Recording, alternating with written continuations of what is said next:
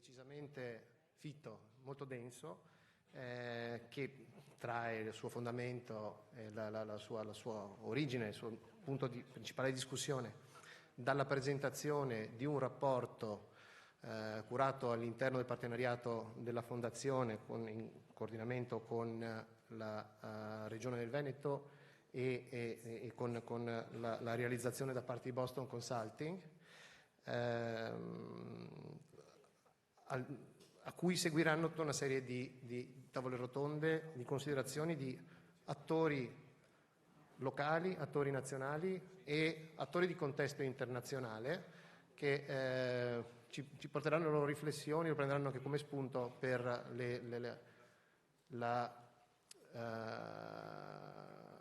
prospettiva, l'immagine e in che modo si può immaginare di sviluppare la filiera dell'idrogeno come una delle chiavi, chiamiamola, oltre che di decarbonizzazione, anche di modernizzazione della nostra socio-economia. Senza perdere ulteriore tempo, cedo la parola al Presidente della Fondazione Venezia Capitale Mondiale della Sostenibilità, Venice Sustainability Foundation, e Presidente del CNEL, il Professor Renato Brunetta. Prego, Renato. Grazie Alessandro, grazie a tutti voi, e intanto mi devo scusare di non essere lì assieme a voi nel capannone del petrolchimico, che tante cose mi ricorda, ma poi ve lo dirò.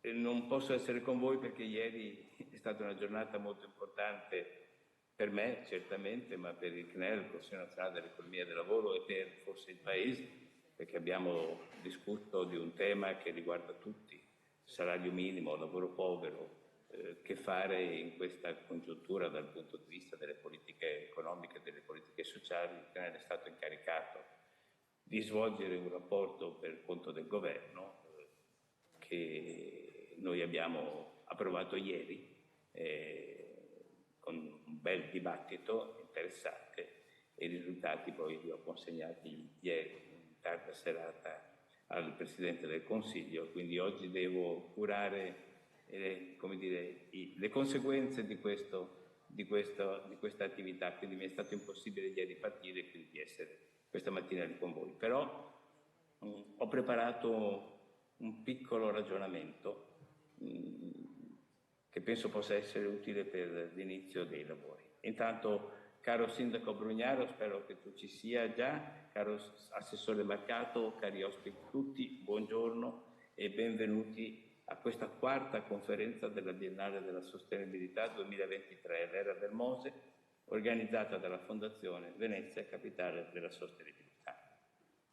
È in questa cornice il capannone del petrolchimico, e qui saltano il mio cuore: zinco, piombo, rame, alluminio, cantieristica, petrolchimica, i cicli produttivi di Porto Marghera. Quei cicli produttivi che da giovane ricercatore ho cominciato a studiare all'inizio degli anni 70, 50 anni fa, e che sono stati alla base della mia formazione culturale, scientifica, politica e soprattutto della mia sensibilità sociale, che mi ha portato adesso a essere il Presidente del Consiglio Nazionale dell'Economia e del Lavoro. Cicli straordinari, frutto di una storia straordinaria di Porto Marghera, che è una storia tecnologica certamente. L'uso dell'energia elettrica in sovraflusso proveniente dalle valli del nostro Veneto, dell'energia idroelettrica proveniente dalle valli del nostro Veneto, dai salti d'acqua del nostro Veneto, dalle dighe del nostro Veneto, l'attività idroelettrica, l'energia idroelettrica, con la localizzazione di Porto Marghera, con le tecnologie che dall'inizio del Novecento si andavano affermando dell'ottenimento dei metalli attraverso l'elettrolisi, e quindi l'uso dell'energia elettrica, l'uso delle infuse, l'uso dei minerali che arrivavano con le navi e approdavano a Porto Marghera. Mettere insieme tutto questo ha costruito un meraviglioso, mirabile polo industriale, dentro cui hanno vissuto, lavorato, combattuto decine di migliaia, più generazioni di lavoratori che con le loro lotte per il loro posto di lavoro, per difendere il loro posto di lavoro, per migliorare le loro condizioni di lavoro, la sicurezza sui posti di lavoro, pensiamo all'inquinamento, che adesso è elemento, come dire, must accettato in termini di controllo, ma che allora non lo era. Hanno costruito un pezzo della storia d'Italia, un pezzo della storia sindacale, sociale, economica, politica di questo nostro paese. 35-40.000 addetti diretti, forse altrettanti addetti indiretti, forse uno dei più grandi, se non il più grande polo industriale del nostro paese, che ha prodotto tanta storia, tanta cultura, tanta libertà. E questo che io ricordo. E tutto questo, in molta parte, si è realizzato in questo capannone del petrolchimico, in questo mitico capannone del petrolchimico. Quindi questa è la cornice e quindi mi complimento per chi ha fatto questa scelta, perché anche allora era la modernizzazione, come oggi. La modernizzazione era quella derivante dalla transizione energetica per il nostro territorio. Transizione energetica, modernizzazione come opportunità per la nostra gente, per il paese. Una modernizzazione che per noi è stata resa anche plausibile, possibile per il nostro territorio dalla entrata in funzione del MOSE nell'ottobre del 2020, perché questa modernizzazione può essere pensata come realizzabile, fattibile, proprio perché non c'è più questa spada di Damocle della fine della città, della fine di Venezia sommersa dalle acque. No, grazie all'intelligenza anche qui delle nostre università, dei nostri ricercatori, grazie alla generosità dello Stato italiano che ha fornito le risorse, 7 miliardi diretti, 14 indiretti per le opere complessive di salvaguardia. Il MOSE c'è, dal 2020 c'è, funziona e ha risolto almeno per i prossimi 70-100 anni il problema di Venezia. Quindi abbiamo 70-100 anni per trovare soluzioni all'innalzamento del medio mare, quindi abbiamo 100 anni per trovare per noi, ma soprattutto anche per il resto del mondo, soluzioni come quella del MOSE. Ma oggi presenteremo e discuteremo i risultati del primo studio interamente realizzato all'interno del partenariato della Fondazione, come diceva il bravo Alessandro Costa, questo studio sull'idrogeno, uno studio dedicato a esplorare le prospettive di sviluppo della filiera dell'idrogeno nella nostra regione, tematica tanto cara al nostro sindaco Brugnaro, e penso che il nostro sindaco Brugnaro abbia anche lui tanto caro questo luogo, per ragioni familiari, suo padre,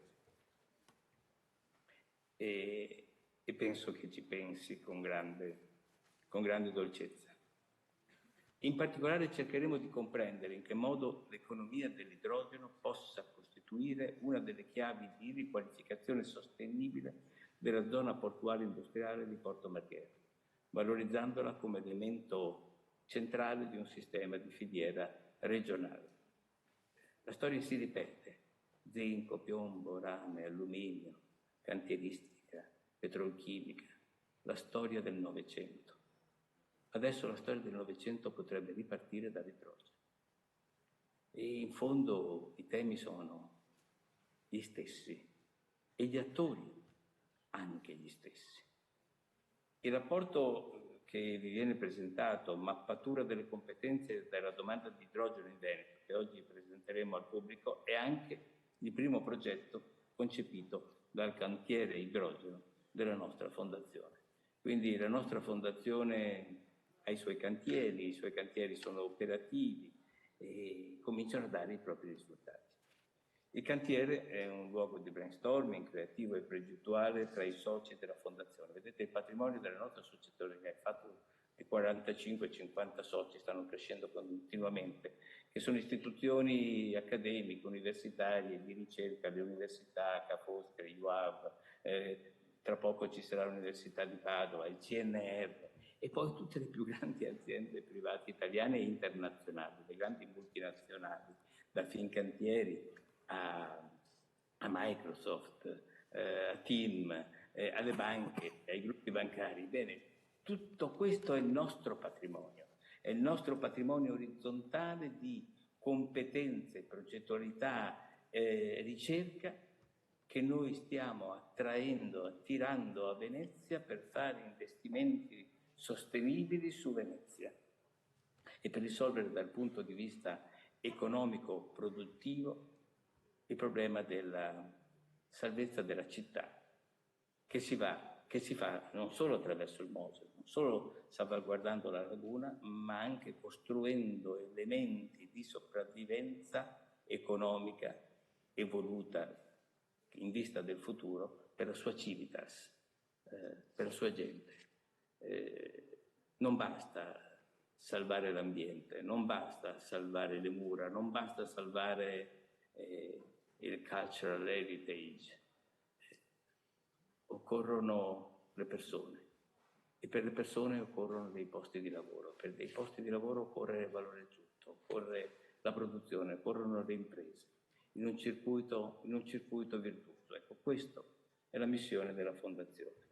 Dicevo, il cantiere come luogo di brainstorming creativo e progettuale tra i soci della Fondazione, punto di sintesi tra le esigenze di decarbonizzazione, la promozione dell'innovazione tecnologica e lo sviluppo economico e sostenibile della città metropolitana, certamente, ma dell'intero Veneto, ma direi di più del quadrante nord-est e del nostro paese nei confronti dell'Europa. Questa azione congiunta si pone l'obiettivo di concorrere alla realizzazione di un futuro energetico certamente più pulito e prospero per la nostra regione, così come di contribuire, di fornire un contributo alla transizione energetica sostenibile dell'Europa post-industriale nel suo insieme.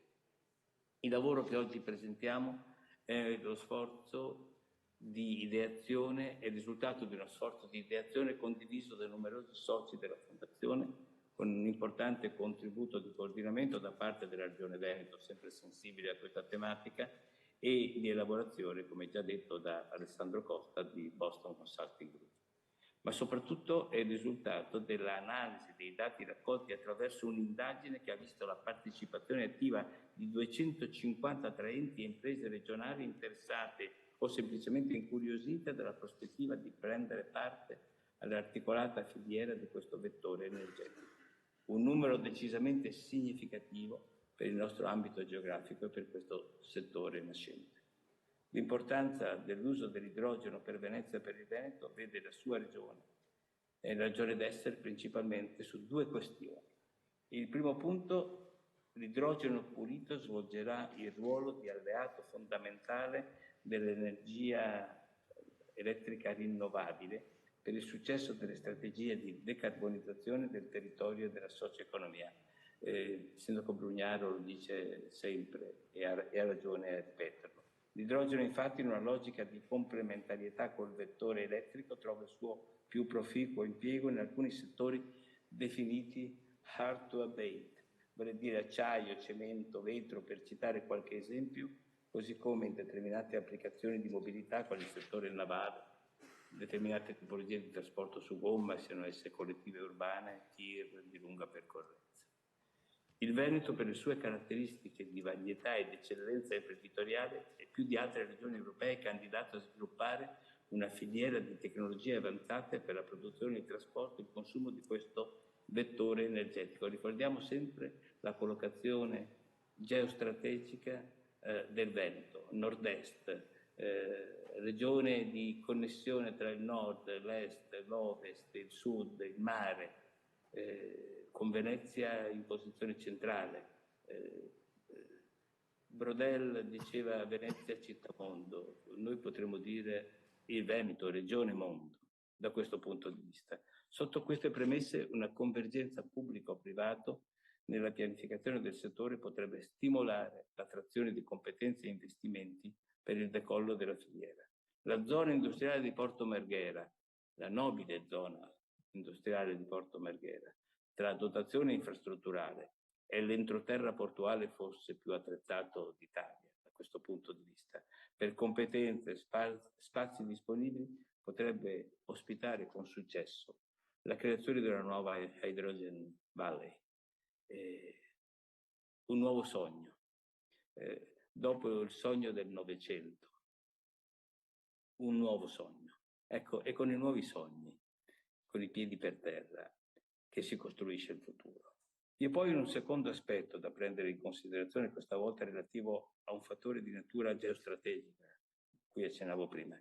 Il Veneto si trova vantaggiosamente posizionato in prossimità di alcune realtà europee, quali ad esempio l'Austria e la Germania, la direttrice nord, che stanno scommettendo con decisione nel decollo dell'economia dell'idrogeno. Pensiamo all'integrazione dell'economia veneta, ma non solo veneta, tutto il nord-est con l'economia tedesca per quanto riguarda l'automotive, per esempio. Quindi questa integrazione verso nord è un must, è un obbligo per noi, ma anche l'integrazione verso sud.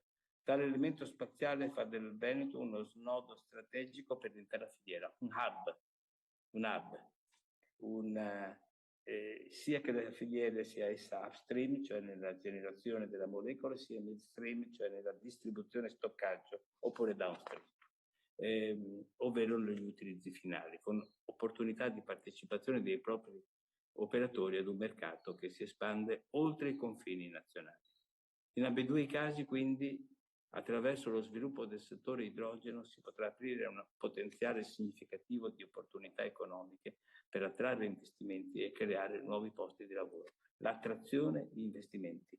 Il Veneto deve tornare ad essere una terra di attrazione di investimenti, una terra di ricerca, una terra di nuove tecnologie, una terra di sperimentazione, una terra di dialogo con le altre regioni europee. Tornando all'incontro di oggi, approfondiremo tutto questo dando voce a un dibattito ripartito su più piani. Lo faremo tramite le riflessioni condivise da interlocutori locali, così come attraverso le considerazioni offerte da attori nazionali, nonché fornendo elementi per la comprensione di quali siano dinamiche che muovono il più largo contesto internazionale.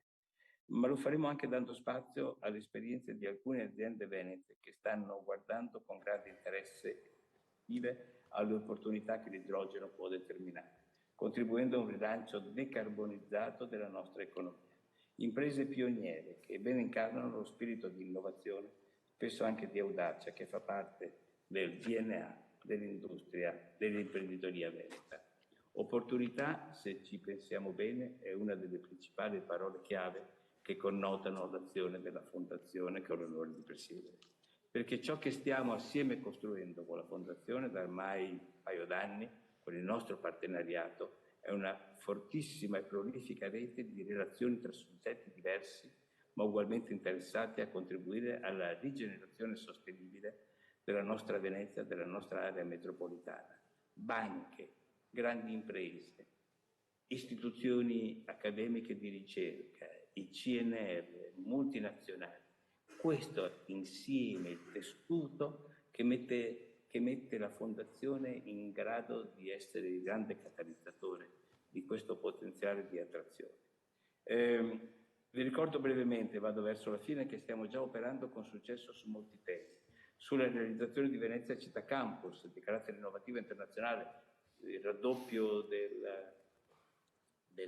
dell'offerta di ricerca e di residenza per studenti, ricercatori e la formazione di alto livello contenuti nella nostra città, nella città metropolitana. La promozione di bond sostenibili, cioè strumenti finanziari innovativi per finanziare i progetti con risorse private che vengono dal mercato e che facciano della qualifica della sostenibilità la loro ragione di appetibilità. Se un'azienda fa un progetto ed emette bond sostenibili, questi avranno a livello internazionale grande appetibilità perché saranno destinati a Venezia quest'area straordinaria e meravigliosa. E l'imprenditoria innovativa nata a Ca' Foscari, racconti che facciamo sempre in questa stessa Biennale della sostenibilità. A giorni, infine, ci tengo molto su questo, anche perché il progetto è fortemente voluto dalla Fondazione e guidato forse dal massimo esperto mondiale del settore. Lanceremo il nuovo progetto strategico della Fondazione di scenaristica per la Venezia metropolitana, con collegato un sistema di misura, un indice di sostenibilità urbana finalizzato a monitorare lo stato di sostenibilità del nostro territorio.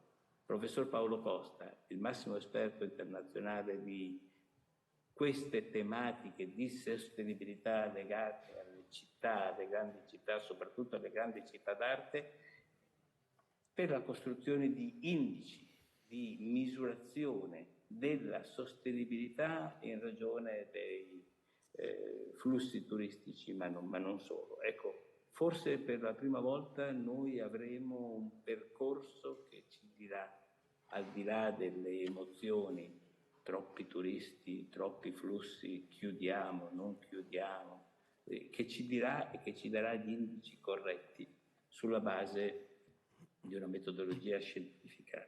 E di questo sono particolarmente grato al professor Paolo Costa, nostro autorevole membro del comitato scientifico della Fondazione, che ha in mano questo progetto che presenteremo nelle prossime settimane. Molto stiamo facendo, ma molto resta da attivare, appunto per un turismo sostenibile, la residenzialità, rimanenti temi della transizione energetica ed ecologica. Anche su tutto questo inizieremo a consolidare le nostre idee e le nostre azioni in tempi brevi. Io ho finito. Vi ringrazio per essere qui, vi ringrazio che vi state interessando di idrogeno, di transizione sostenibile, ma grazie soprattutto per stare dalla parte di Venezia, della sua città metropolitana, al futuro di questa straordinaria realtà che viene da lontanissimo e a questa storia, quella di Porto Marghera, che è stata una storia straordinaria e mirabile del nostro Novecento. Grazie e grazie a tutti ancora.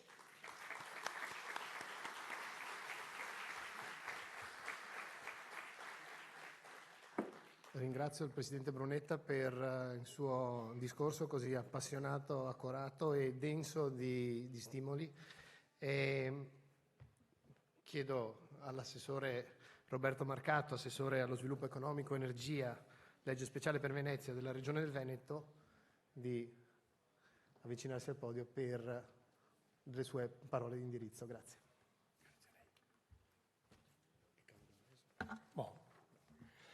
Buongiorno a tutti, vi porto il saluto del Presidente Zaia e dell'amministrazione regionale, al Sindaco ovviamente e a tutti voi. Il tema oggi è un tema di assoluta attualità. Noi, a seguito poi della crisi energetica, ma anche prima, abbiamo iniziato a ragionare su quali fossero le soluzioni per rendere la nostra regione quanto meno dipendente dal resto del mondo sul tema energetico. E abbiamo fatto ovviamente delle analisi, delle considerazioni che ci hanno portato poi a prendere delle decisioni. Allora, come voi tutti sapete, il Veneto è un luogo che insiste in un bacino orografico particolare, perché di fatto non abbiamo ventilazione e quindi l'energia eolica non è una strada percorribile. L'idroelettrico è stato sfruttato praticamente tutto, non abbiamo margini di miglioramento, se non con qualche situazione di revamping dove migliorare l'efficienza, ma di fatto abbiamo sfruttato tutto quello che era possibile sfruttare. E quindi ci siamo chiesti quali potessero essere i driver su cui puntare le nostre attenzioni. E di fatto rimane il fotovoltaico, che come tutti voi sapete per tutta una serie di dinamiche ha una capacità ridotta, perché non può essere fatto nei centri storici, non può essere fatto nelle situazioni agricole di pregio, non può essere fatto nelle zone di rispetto ambientale, eccetera, eccetera, eccetera, di fatto la capacità viene ridotta. E quindi noi abbiamo deciso di puntare ovviamente sul fotovoltaico, ovviamente anche sul biogas, ma sull'idrogeno. Perché siamo profondamente convinti che vuoi per la capacità che ha questo territorio, vuoi per la sua ubicazione, come faceva riferimento anche Brunetta prima, il Veneto si candida ad essere davvero la capitale dell'idrogeno. E quindi noi abbiamo immaginato e stiamo lavorando al nostro piano energetico, che spero di poter portare in giunta prima della fine dell'anno, su queste direttrici. E abbiamo ovviamente già messo in piedi tutta una serie di iniziative per arrivare ad essere efficienti da questo punto di vista. Quindi stiamo lavorando al nuovo piano energetico. Nel frattempo però abbiamo partecipato al bando del Ministero proprio sull'idrogeno e abbiamo in cantiere 2 bandi rivolti alle imprese sul tema dell'idrogeno, uno di 5 milioni di euro e uno di 25 milioni di euro, proprio per aiutare le imprese a fare ricerca e innovazione nel campo di idrogeno e a mettere in piedi impianti per l'idrogeno. Stiamo lavorando con Eni a un processo di riconversione generale su Porto Marghera e uno dei temi su cui ci stiamo concentrando è appunto l'idrogeno. Abbiamo fortemente voluto poi, e qui approfitto anche di questa platea per ricordare al governo che abbiamo fretta, quindi che arrivino quanto prima alla definizione di tutti gli atti amministrativi. Abbiamo fortemente voluto, assieme anche a Confindustria e al Comune di Venezia, la ZLS su Porto Marghera e sul Polesine, proprio perché crediamo che questa sia l'area ideale, logistica, per poter immaginare un futuro davvero sostenibile. È stato un processo politico molto lungo perché, se vi ricordate, le ZLS non erano di fatto previste per il nord e siamo riusciti, coinvolgendo praticamente tutti i partiti dell'arco costituzionale, siamo riusciti finalmente ad avere la ZLS anche qui. E quindi stiamo aspettando che arrivi la firma del Ministro. Questo per dirvi quanto noi crediamo a questa direttrice. E se siamo qui è perché c'è la fondazione che abbiamo fortemente voluto proprio per il tema dell'idrogeno. E prima ancora abbiamo creato il comitato tecnico scientifico della Regione in piena pandemia, proprio per immaginare da un punto di vista economico, energetico, dello sviluppo economico, il Veneto del domani. E su questo, e qui abbiamo il professor Di Noto che non ha bisogno di presentazioni, uno dei temi che da subito è emerso è stata la necessità di sviluppare la filiera dell'idrogeno. Ed è il motivo per cui oggi presentiamo i risultati. Abbiamo fortemente voluto questa mappatura perché per capire dove vogliamo andare dobbiamo innanzitutto comprendere dove siamo. E la mappatura ci serve esattamente a questo e devo dire che la Regione ha fatto da questo punto di vista un lavoro straordinario. Approfitto anche per ringraziare il dottor Romano, la dottoressa Stefanuto e tutti i loro collaboratori perché è stato fatto davvero un lavoro importante. Ecco, noi siamo fortemente convinti che l'idrogeno sia l'energia del futuro e sia l'energia che può dare a questa regione quel margine di sviluppo ulteriore assolutamente sostenibile e che rispetta la volontà di transizione energetica che ha questo Paese. Quindi davvero ringrazio tutti voi per il lavoro straordinario che state facendo, che stiamo facendo, e faccio a tutti voi e a tutti noi un grosso in bocca al lupo, perché la convinzione è che il Veneto continuerà ad essere regione leader anche da questo punto di vista. Prima Brunetta faceva riferimento all'attrazione di investimenti, è un dato che è uscito qualche giorno fa. Il Veneto per attrazione di investimenti esteri è una delle prime regioni, la seconda regione d'Italia, quindi questa è la potenza di questo territorio e credo che sarà così anche nei prossimi anni. Grazie e buon lavoro a tutti.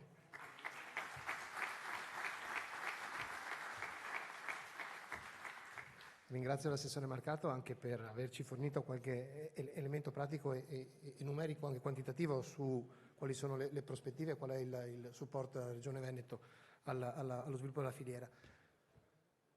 Signor Sindaco, Vicepresidente della Fondazione Venezia Capitale Mondiale della Sostenibilità, le lascio qualche minuto per chiudere questa sessione introduttiva. Grazie, Grazie Alessandro. Io mi sono scritto 4 punti così non li perdo. Il primo è quello dei ringraziamenti, perché di solito mi dimentico di farli, stavolta lo voglio fare per questa prima uscita del capannone del petrolchimico, uscita pubblica, diciamo, dopo il capannone rinnovato. E il primo ringraziamento lo faccio a Renato Brunetta, che oggi non ha potuto essere qua perché ieri sera ha finito tardi col CNEL, voi sapete che ha avuto l'incarico dal governo per questa tematica molto importante. Però insomma direi che le parole che in qualche modo ci ha suggerito dei ragionamenti che vanno ben al di là del tema della giornata. Poi voglio ringraziare il Presidente Zaia e l'assessore Marcato perché al di là della frequentazione di stamattina ci credono davvero. Cioè io credo molto che Roberto abbia proprio interpretato bene tutto un segnale nuovo, la Regione ha interpretato bene un segnale nuovo e di continuità nella novità di un progetto industriale che il Veneto non può perdere, queste grandi imprese che producono e che ricercano. E senza di questo non ci sarà futuro, per cui questa idea di condivisione, di amicizia, ovviamente con ruoli diversi, però è determinante.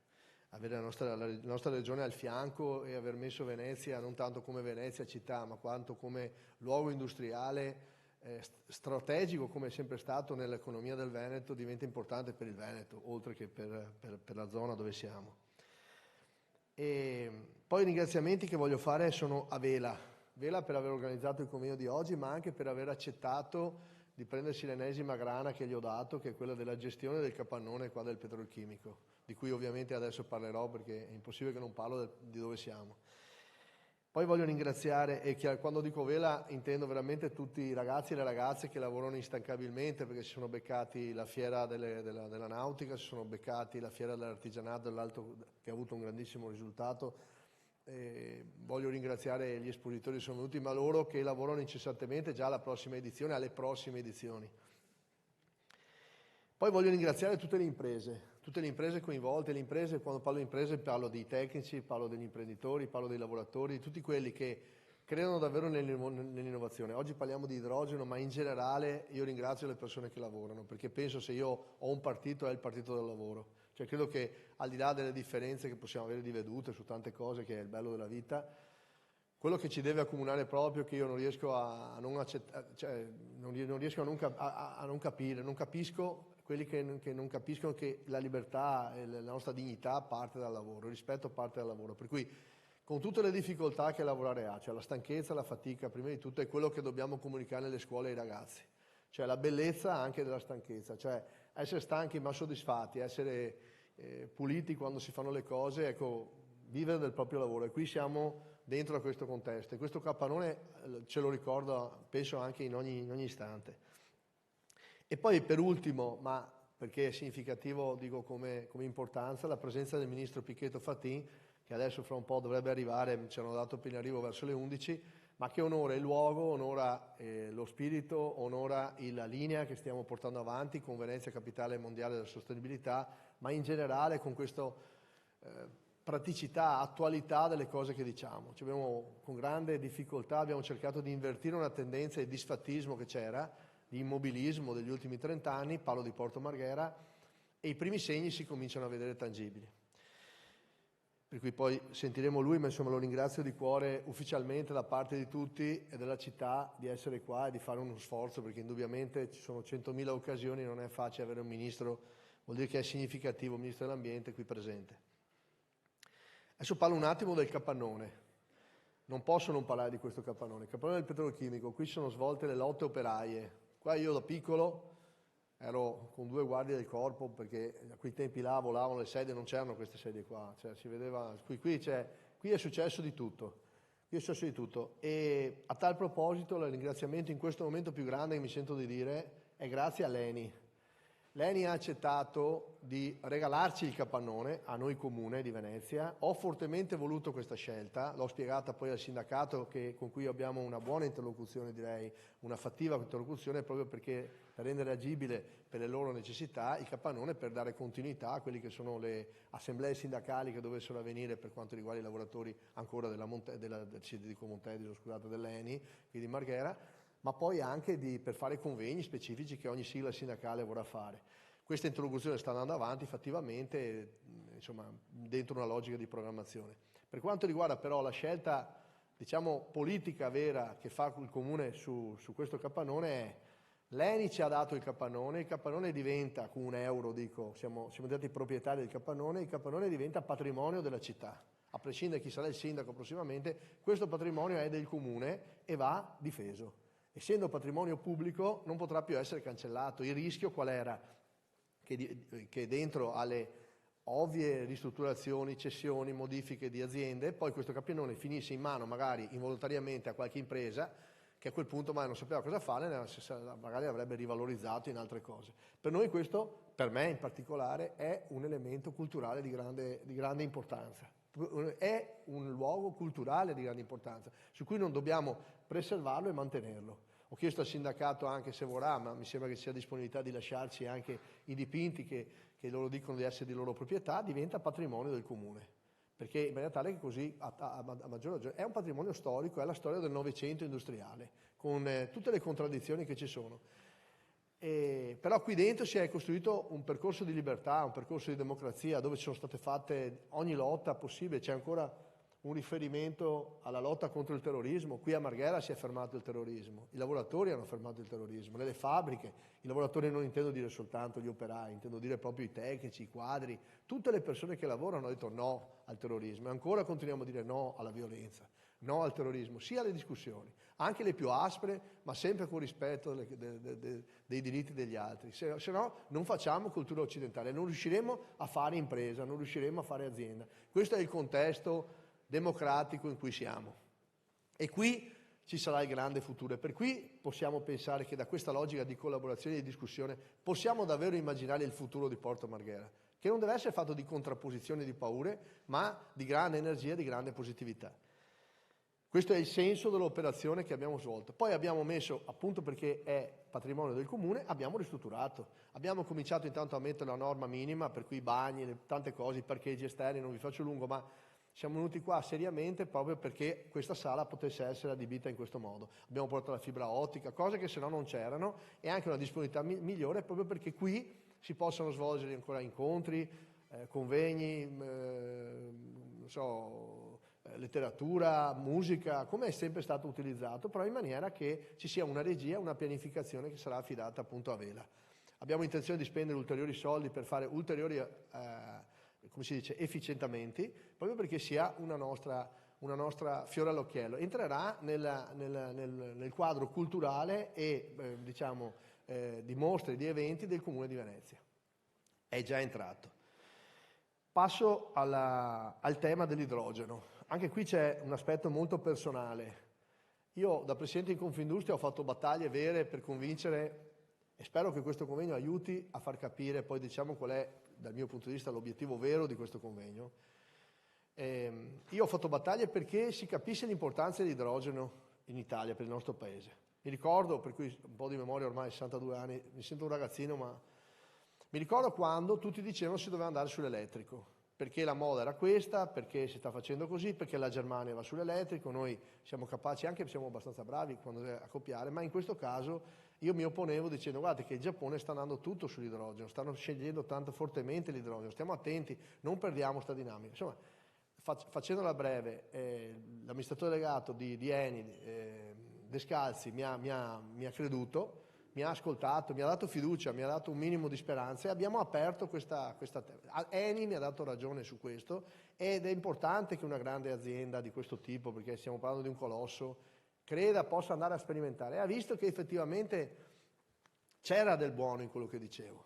E siamo stati veramente, come posso dire, non dico insomma lasciati lì, ma Marghera siamo testardi, perché la verità ha un verso solo. E piano piano viene fuori che c'erano un sacco già di prime, no? La nostra, l'abbiamo chiamata Hydrogen Valley, ancora al tempo della sperimentazione avevamo dei residui industriali, avevamo iniziato delle sperimentazioni, ma che non stavano prendendo, si stava lasciando lì, c'era bisogno di un peso politico forte. Qua voglio ringraziare Claudio perché davvero ci ha creduto e ci ha messo il carico dell'innovazione, che solo le imprese possono fare. E con questa fondazione siamo riusciti poi ad aggregare tutta la scienza, tutte le università, i ragazzi, a raccontare. Certo, l'inquinamento non si può contrastarlo soltanto con slogan o con belle parole, bisogna farlo con la scienza, con gli investimenti, con la ricerca. Ecco, ci sono diverse cose che sono collegate all'idrogeno. Probabilmente anche il nucleare pulito, quello di fusione nucleare, non di fissione. Oggi noi abbiamo avuto 2 referendum che hanno detto di no alla fissione nucleare in Italia, dico dati che sappiamo tutti. L'Eni sta sperimentando a Boston, ha dichiarato pubblicamente, perché non sto dicendo nessun segreto, ha brevettato il sistema della fusione nucleare pulita, si dice, cioè praticamente un cerino acceso che nel caso succede qualcosa si spegne cadendo. Ed è un nucleare assolutamente diverso, innovativo. Hanno già brevettato questo, il titolo dell'Eni è cresciuto in un giorno di un 1%, un flottante gigantesco, vuol dire che il mercato è vera questa cosa, non sono affermazioni che si fanno così, non è Beppi Spoacin che sta dicendo ho inventato l'asino volante, stiamo parlando di cose vere e concrete, ma dobbiamo anche credere noi stessi che sta cosa vada fatta. Sembra che non ci siano le condizioni politiche in Italia per fare la sperimentazione nucleare pulito. Questa è la risposta che mi è stata data del perché non faremo la sperimentazione pratica. Traduco per quelli come me che capiscono meno. Cioè non basta trovare in un laboratorio, per cui una piccola esperienza, che il delta di energia tra quella immessa e quella prodotta è positivo, perché questo è l'esperimento che è stato brevettato. Con un sistema, che non sto io adesso a parlare a voi che siete ingegneri, ma insomma che collega molto gli effetti di magneti, eccetera, si è trovato che si riesce a trovare un delta positivo di energia. Adesso però bisogna costruire dei piccoli impianti, vuol dire coinvolgere una serie di imprese che devono fare le attrezzature per sperimentare e per rendere pratica questa cosa, anche per misurarla nell'efficienza pratica. Ci vorranno degli anni, ma qui entriamo nel campo delle ipotesi, c'è chi dice ma ci vorranno 50 anni, i soliti pessimisti. Non è detto, dipende quanta energia riesci a produrre e quanto nella tecnologia quelle imprese riusciranno a efficientare quegli impianti. Perché se per caso il delta diventa importante, vi garantisco io che la velocità diventa straordinaria al quadrato. Funziona così in economia. Finché le cose non si vedono con mano, c'è sempre un po' perché poi devi metterci i soldi, eccetera. Che cosa succederà? Faccio una previsione se la politica in Italia non dirà qualcosa di più forte e dice facciamola anche da noi questa sperimentazione. Succederà che negli Stati Uniti si cominceranno a costruire degli impianti. Eni è proprietario del brevetto, ma è il brevetto di natura industriale intanto. Poi saranno le imprese che parteciperanno a questi consorzi, in questo caso negli Stati Uniti, a brevettare a loro volta la tecnologia operativa, tecnica, cioè se il magnete deve essere incurvato a 30, 40, a 100 gradi, sto dicendo cose ma per farvi capire, quelli diventeranno brevetti americani. Quando la cosa funzionerà, perché funzionerà, noi italiani compreremo la tecnologia americana e l'abbiamo inventata noi. Siccome siamo a Porto Marghera, non vi devo insegnare che qui sono state veramente inventate delle cose, ma degli stessi operai che poi venivano brevettate dalle imprese. Sulle filiere della Montefibre, noi avevamo già la filiera per fare il carbonio, l'avevamo inventata già con la Montefibre, abbiamo lasciato andare perché non c'è una cultura industriale, c'è solo il pericolo, la paura di quello che può succedere, sempre c'è il pericolo, è vero, ma non possiamo a quel punto rifugiarci nella paura e non fare niente, se crediamo che ci sia, stiamo parlando di attori seri, professionali, che si impegnano seriamente, che dobbiamo controllare, ci mancherebbe altro, ma lo do per scontato quasi. Ma dobbiamo costruire, lo dico da un capannone che ha avuto coraggio, un luogo che ha avuto coraggio di dire le cose anche in dissenso, anzi soprattutto in dissenso, ma non contro, era per migliorare. Ben venga quel dibattito, ma deve essere un dibattito non di retroguardia, non negativo, deve essere un dibattito propositivo, proprio perché non possiamo proporre ai giovani un futuro passato. Il passato è passato, il futuro deve essere migliore e le tecnologie sono quelle che ci possono servire proprio pensando all'ambiente, perché questo poi è tutta tecnologia, tutta energia che potrà essere esportata, comprare o avere a disposizione energia pulita, a basso costo, perché l'idrogeno, ecco, saluto il Ministro che è arrivato adesso, ti avevo ringraziato Ministro prima, ma lo faccio pubblicamente adesso. Buongiorno. E allora dicevo, avere energia pulita, perché l'idrogeno che cos'è? Ecco, e questo così mi avvio anche alla conclusione, visto che è arrivato adesso il Ministro. L'idrogeno, a che cosa serve questo convegno? A spiegare alla signora Maria, a tutti noi, ai giovani, che cosa serve l'idrogeno. Non tecnicamente, dal punto di vista molecolare cos'è, perché penso che tutti abbiano capito che è una fonte di energia pulita nel senso che non dà nessun residuo. La realtà è che l'idrogeno è un accumulatore di energia elettrica. Fondamentalmente è questo, è una grande batteria, soltanto che è in forma gassosa, con tutti poi gli aspetti di trattamento e così via. Allora dobbiamo, in questo convegno, invito tutti quelli che parleranno dopo, a certamente entrare nei dettagli delle loro esperienze, ma a raccontare praticamente che ricadute positive può avere per il cittadino, oltre che, i posti di lavoro, queste cose, è chiaro queste, no? Ma raccontiamo alle persone, ai giovani che possono interessarsi di queste nostre esperienze, perché quei giovani, se noi gli raccontiamo le cose in maniera positiva, cominceranno a pensare di restare qui a fare le loro esperienze lavorative invece che andare all'estero, perché qui siamo davvero seduti su un potenziale gigantesco, dico in termini di prospettive anche economiche, non cose generiche. Allora, se noi riusciamo a comprendere che l'ambiente in questo senso poi è una grande opportunità, in qualche caso ci sono delle immediatezze da dover fare, altre sono progetti che vanno lanciati, no? Non c'è l'inaugurazione da fare, non è questo il problema. Il punto è partire e invertire il trend, decadente che in qualche modo il nostro paese per qualche verso ha iniziato a prendere. Cioè la deindustrializzazione nasce da qui. Se noi riusciamo a ritrovare una fonte prioritaria di energia, che secondo me in prospettiva sarà l'energia nucleare di fusione, che sono piccoli impianti, non è la grande centrale, con residui che sono completamente diversi al problema dei residui delle altre centrali nucleari, quelle di fissione, dove io vedo ancora grandi perplessità, anche se la Francia ha fatto passi da gigante. Ma per esempio, noi abbiamo una centrale nucleare qui vicino in Slovenia. Io propongo, l'ho già detto più volte, lo dico, ci vorrebbe qualcuno che entrasse a parlare di fili elettrici, perché non soltanto di grandi progetti di discorsi. Dobbiamo collegare quella centrale elettrica con dell'alta tensione e noi potremo comprare l'energia elettrica di notte. L'ho spiegato in più volte a tanti tavoli tecnici, ma sta roba non si capisce. Il punto è che non abbiamo un accordo tra noi e la Slovenia.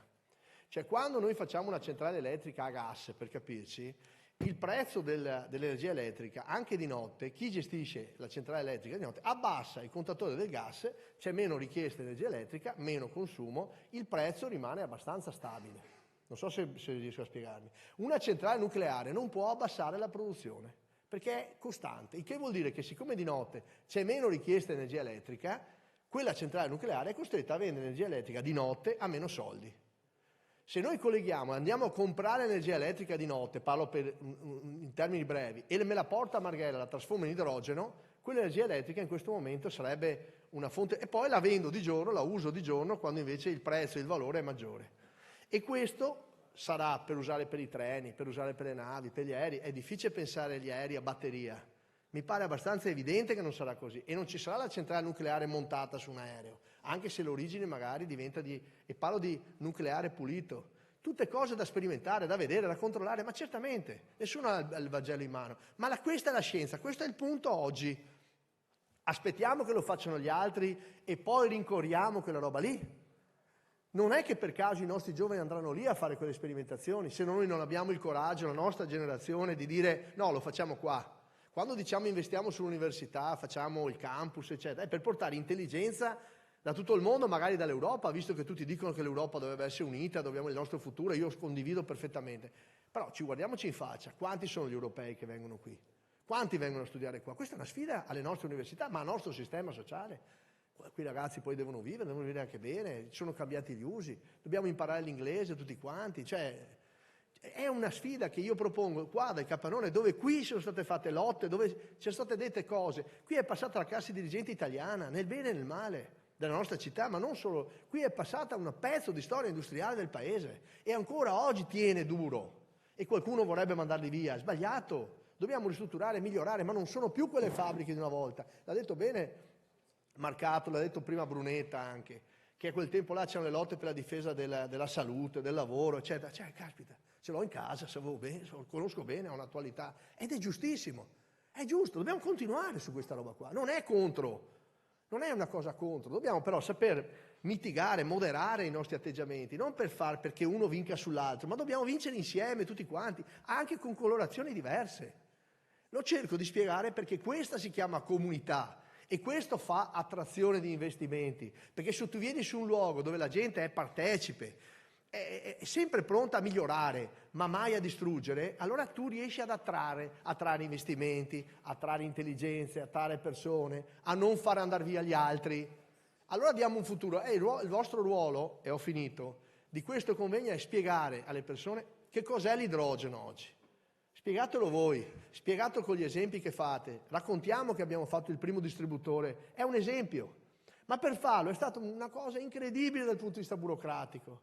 Pensate, sono 8 anni che sono sindaco e poi ho fatto tutti gli anni in Confindustria, una battaglia per fare il primo distributore di idrogeno. Abbiamo comprato i pullman idrogeno, 90 autobus, abbiamo fatto una gara con Eni per fare un distributore, una produzione di idrogeno, ma le produzioni sono molto diversificate. Siamo in un terreno di novità totale, non c'è uno che ha una regione e l'altro ha torto. Si tratta poi di dimostrarlo con i numeri, no? Cosa conviene, cosa riusciamo a fare subito, cosa faremo fra 20 anni.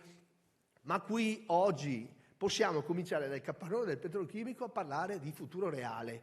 Insieme ci sono un sacco di altre cose. Avere la regione con questo sentimento, con questo spirito, io dico perché c'è anche l'assessore De Berti ai trasporti che ha appunto il progetto di costruire una tangenziale di fatto che prende i camion dalla tangenziale, dall'autostrada e li porta a Marghera Sud per evitare di passare sullo snodo di Marghera, sempre per tornare al discorso. Questo è chiaro che al governo noi chiediamo di accelerare. La ZLS è una battaglia, l'ha detto prima Roberto, che abbiamo fatto tutti insieme, chi più, chi meno, poi c'è quello che è stato più bravo, cioè va benissimo, l'importante è che la portiamo a casa. Adesso è stato un percorso difficile perché in Italia dobbiamo raccontare il perché a Marghera, che non è un discorso localista per i nostri interessi locali, ma è un fattore strategico per il Paese. Marghera è uno dei grandi poli industriali dell'Europa.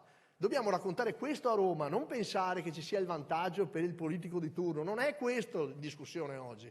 È in discussione l'economia industriale del nostro Paese. Certo la logistica, il porto, l'ha detto prima, abbiamo fatto alzare finalmente il Mose, tutti eroi. L'importante è che oggi diciamo che Venezia non andrà più sotto acqua come fino a poco tempo fa si poteva immaginare.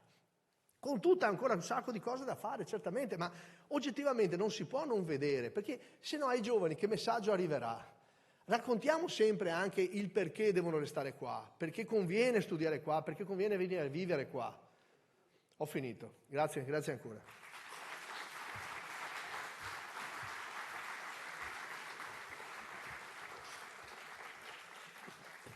Ringrazio il Sindaco Brugnaro per queste parole che riportano sul piano della concretezza e se devo dire, se la misura se il calore con cui sono state trasmesse è anche la misura di quello che è l'impegno dell'amministrazione comunale rispetto a questi temi, mi sa che abbiamo fatto il pieno completo. Buongiorno signor Ministro, buongiorno, grazie di onorarci della sua presenza, il Ministro Pichetto Fratin, Ministro dell'Ambiente e della Sicurezza energetica e la ringrazio anche per la sua disponibilità ad ascoltare l'intervento. Chiamo Pietro Romanin, Managing Director e Partner di Boston Consulting Group, per farci una sintesi che chiedo di tenere appunto sintetica su questo studio condotto al di sotto del cappello della Fondazione con la partecipazione di tanti partner della Fondazione stessa e l'elaborazione e l'analisi condotta da Boston Consulting. Grazie Pietro. Grazie mille Alessandro. Allora, come diceva Alessandro, prima di tutto volevo sottolineare che oggi sono qui io in rappresentanza dello studio, ma quello che vedrete oggi è il risultato di uno sforzo corale, innanzitutto dalla Fondazione, dalla Regione, dal Comune e soprattutto dalle università che hanno contribuito in modo molto importante alla strutturazione del questionario e chiaramente anche alle aziende Eni, Enel, Snam, Edison che chiaramente sono parte della Fondazione ma hanno contribuito molto fattivamente alla strutturazione del questionario. Questa è una premessa importante e mai scontata. La seconda che volevo fare oggi e con lo studio, non è che vogliamo presentare oggi la soluzione per l'idrogeno per Venezia e il Veneto, ma fornire degli spunti che ci guideranno nella giornata per delle discussioni che secondo noi sono molto importanti, no? Quali sono il futuro, quali sono le filiere, quanto l'area metropolitana e la regione sia pronta ad accogliere gli spunti offerti dall'economia basata sull'idrogeno. E vedremo anche in alcuni casi che cosa manca per farlo effettivamente succedere, quali sono i dubbi delle aziende, che cos'è che ancora serve per veramente far decollare l'applicazione e l'adozione dell'idrogeno in alcune filiere. Magari andando un po' ad aprire, vi raccontiamo un attimino, andando pure alla slide successiva, e cercherò di essere rapido, solo una parola giusto per capire come abbiamo strutturato il questionario, perché idrogeno oggi è una parola che viene usata tanto, certe volte anche come un po' una panacea o diciamo una possibile soluzione a tutti i mali, invece bisogna magari comprendere bene quali sono le filiere che effettivamente possono beneficiare maggiormente dell'adozione di questo vettore. Poi diamo un po' l'evidenza di quello che è uscito in termini di filiere di produzione, trasporto e stoccaggio e poi anche di filiere di utilizzo chiaramente. Poi magari diamo anche una vista di un po' dei progetti in campo, anche per dare gli elementi fattivi poi alle discussioni che seguiranno nella giornata e poi un po' una conclusione. Allora, giusto per spiegarvi il questionario, al di là di chiaramente una mappatura anagrafica per verificare un po' quali fossero le aziende rispondenti, quanto questo fosse in linea con quello che è il tessuto imprenditoriale anche veneto, no? Non volevamo andare anche qui dai soliti noti, le maggiori aziende oggi attive nel campo dell'idrogeno sono in qualche modo parte della fondazione, no? Non volevamo ascoltare noi stessi, volevamo veramente sentire quello che era la voce del territorio, quella che diciamo, è veramente l'ossatura fondante della regione. Quindi abbiamo cercato di capire con loro un po' quello che erano i prospetti da un punto di vista di offerta, quindi chi produce, chi trasporta e chi stocca l'idrogeno, e soprattutto la domanda su tre principali direttive. Uno, chiaramente l'idrogeno come materia prima. Come sapete l'idrogeno è alla base di molte filiere, esempio fertilizzanti o altre, che può essere utilizzato come alternativa, come materia prima al gas. L'altra direttiva è chiaramente l'idrogeno come generazione di calore per andare a spiazzare chiaramente anche qui tipicamente il gas e poi chiaramente un'applicazione che ha diciamo, diverse sensibilità oggi all'interno del mondo, però anche nell'applicazione del settore dei trasporti, in particolare per il trasporto pesante. Poi chiaramente, al di là di capire un po' qual era la pancia no, della regione, siamo andati anche a cercare di identificare effettivamente quali erano i progetti oggi in campo e ci sono alcune evidenze interessanti. Oggi chiaramente abbiamo selezionato, anche per non stare qui e tenervi tutto il giorno, siccome ci sono degli interventi molto interessanti, abbiamo cercato di fare un po' una sintesi di quello che è emerso. Allora, partiamo. Per quanto riguarda le aziende rispondenti, come sapete il tessuto del Triveneto, in particolare del Veneto, è fatto chiaramente da PMI, questo è stato abbastanza in linea con le evidenze dei rispondenti del questionario. Quindi questa è stata un po' la confidenza a dire che effettivamente chi si è sentito di rispondere è effettivamente in linea con quello che è il tessuto imprenditoriale locale, con anche una buona distribuzione, non soltanto nell'area di Venezia, ma anche in tutta la regione. Lì vedete alcuni dati su diciamo, il numero di dipendenti per impresa e più o meno la taglia media di quello che sono stati rispondenti. Come vedete, e questo è uno spunto interessante che ci guida, molte di queste aziende sono anche medio-piccole, quindi è secondo noi una chiave interessante con cui interpretare alcune delle risposte che vedete oggi nel questionario. Partiamo un po' da alcuni dati. Allora, hanno risposto 250 aziende. Chiaramente non è tutto il tessuto imprenditoriale del Veneto, però è un campione rappresentativo su cui poter iniziare a fare alcuni ragionamenti. Come vedete lì, di queste aziende alcune sono solo focalizzate sulla parte di offerta, mentre alcune sono sia produttori che potenziali consumatori, mentre altri sono solo consumatori. Noi cerchiamo di dare entrambe, tutte queste viste, attraverso il questionario. Una parte forse più interessante, perché di solito quando uno fa il questionario ci si concentra sempre su quello che è venuto fuori da chi ha risposto, cosa vuole chi ha risposto, eccetera. E anche magari interessante capire chi non si è detto interessato, perché? Perché dice che non sono interessato? Allora, c'è un tema, e qui era un po' anche un filo rosso tra i vari interventi che ci sono stati oggi, c'è proprio un tema di creare conoscenza sull'economia basata all'idrogeno, dove ha senso utilizzare l'idrogeno, in quali applicazioni, quindi c'è proprio ancora bisogno di una sensibilizzazione forte, di un'educazione forte delle filiere su dove effettivamente questo possa avere applicazione. Un secondo elemento, come abbiamo detto, non è che l'idrogeno è per tutti, no? Se una piccola azienda basata principalmente su consumi oggi elettrici, magari quella non è la soluzione numero uno, quindi c'è bisogno di un certo consumo o per ottica di generazione calore e elettricità o per trasporto urbano o ancora di più come feedstock per riuscire a giustificare l'utilizzo dell'idrogeno. Ancora, chiaramente, essendoci molti progetti, però molti ancora in scala sperimentale, chiaramente c'è un tema di ok, come me lo approvvigiono, no? L'esempio ne ha parlato prima il sindaco sul creare l'infrastruttura di rifornimento, no? degli autobus a idrogeno. Altro, ed è interessante che arrivi così in basso, no? Perché di solito quando facciamo queste indagini a livello mondiale è il primo, è anche il tema dell'impatto economico. Cioè, uno degli ostacoli maggiori oggi all'adozione di idrogeno è chiaramente l'azzeramento di quello che viene chiamato green premium, no? Cioè l'extra costo derivante dall'utilizzo di questo vettore rispetto a altri a maggiore intensità carbonica.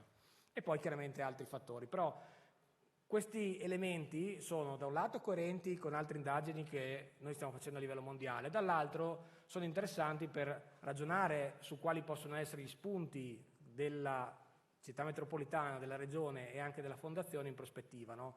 Creare tanta consapevolezza e ragionare in ottica di partenariato pubblico-privato per andare un po' a toccare gli altri elementi. E lì vedete alcuni verbatim, alcuni estratti di quello che la gente proprio ha scritto nel questionario, no? Entrando magari un po' più nel merito, entrando dal lato produzione, vi ricordate che abbiamo detto prima che lo guardiamo sia prima da un'ottica di produzione, trasporto e stoccaggio e poi da un'ottica di domanda. Le imprese come pensano di produrre l'idrogeno in prospettiva? Un disclaimer importante, qui non stiamo parlando a livello di volumi, no? Stiamo parlando a livello di numero di aziende e di intenzioni, ok? Quindi non è che necessariamente la barra più larga lì vuol dire che quello è il maggior volume di apporto di idrogeno prospettico, è un'intenzione di un numero di aziende.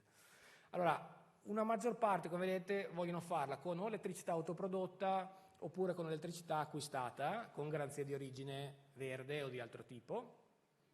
Una buona parte da biomassa, e quindi quelle si caratterizzano con quello che si chiama poi l'idrogeno verde, e poi chiaramente ci sono anche fonti fossili e anche elettricità alla rete. Quindi, come vedete, questo è un conforto perché in altri paesi invece sono solo principalmente le prime due, no? E la terza, mentre non si fa menzione delle altre. Quindi anche qui c'è una prima apertura non necessariamente a una sola fonte di idrogeno, ma a avere un approccio pragmatico per prendere l'adozione.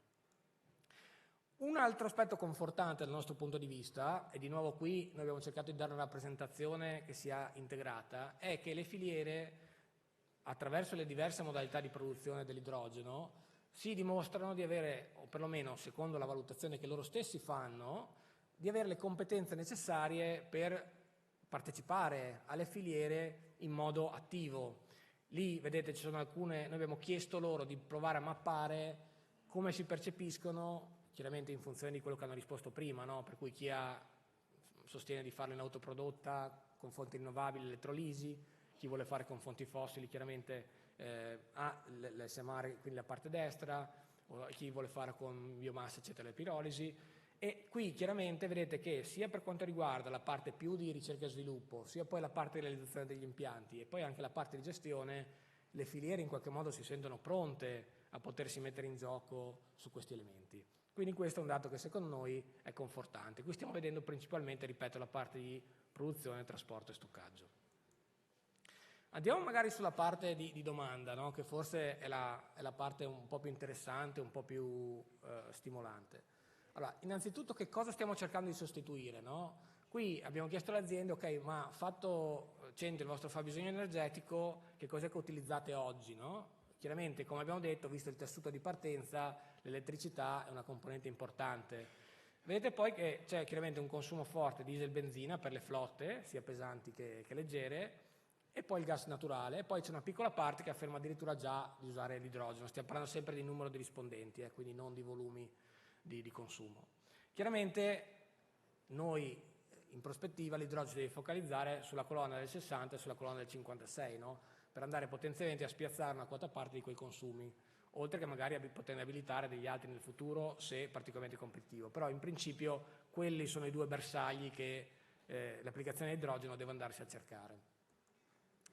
Un altro aspetto interessante, quando è stato chiesto ma che cosa pensate di utilizzare voi, come vedete alcuni prediligono in prospettiva l'idrogeno verde, altri l'idrogeno blu o grigio. Blu, la differenza è con la cattura o meno della CO2 alla fine del processo, e altri sono in valutazioni, e questo diciamo è abbastanza in linea con i dati mondiali. Un aspetto invece più interessante è la parte bassa di questa pagina che vedete sotto l'intenzione di convertire i consumi al 2030. Quelle percentuali che vedete sono superiori alle stime della IEA al 2050, International Energy Agency, il che vuol dire che le aziende, magari in modo sovraottimistico, però la volontà di provare a mettersi in gioco su queste tematiche c'è, perché per loro stessa missione, magari gettando un po' il cuore all'altro ostacolo, anche perché il focus era sull'idrogeno, ha detto che c'è la volontà di sostituire una parte rilevante dei loro consumi attuali con questo vettore.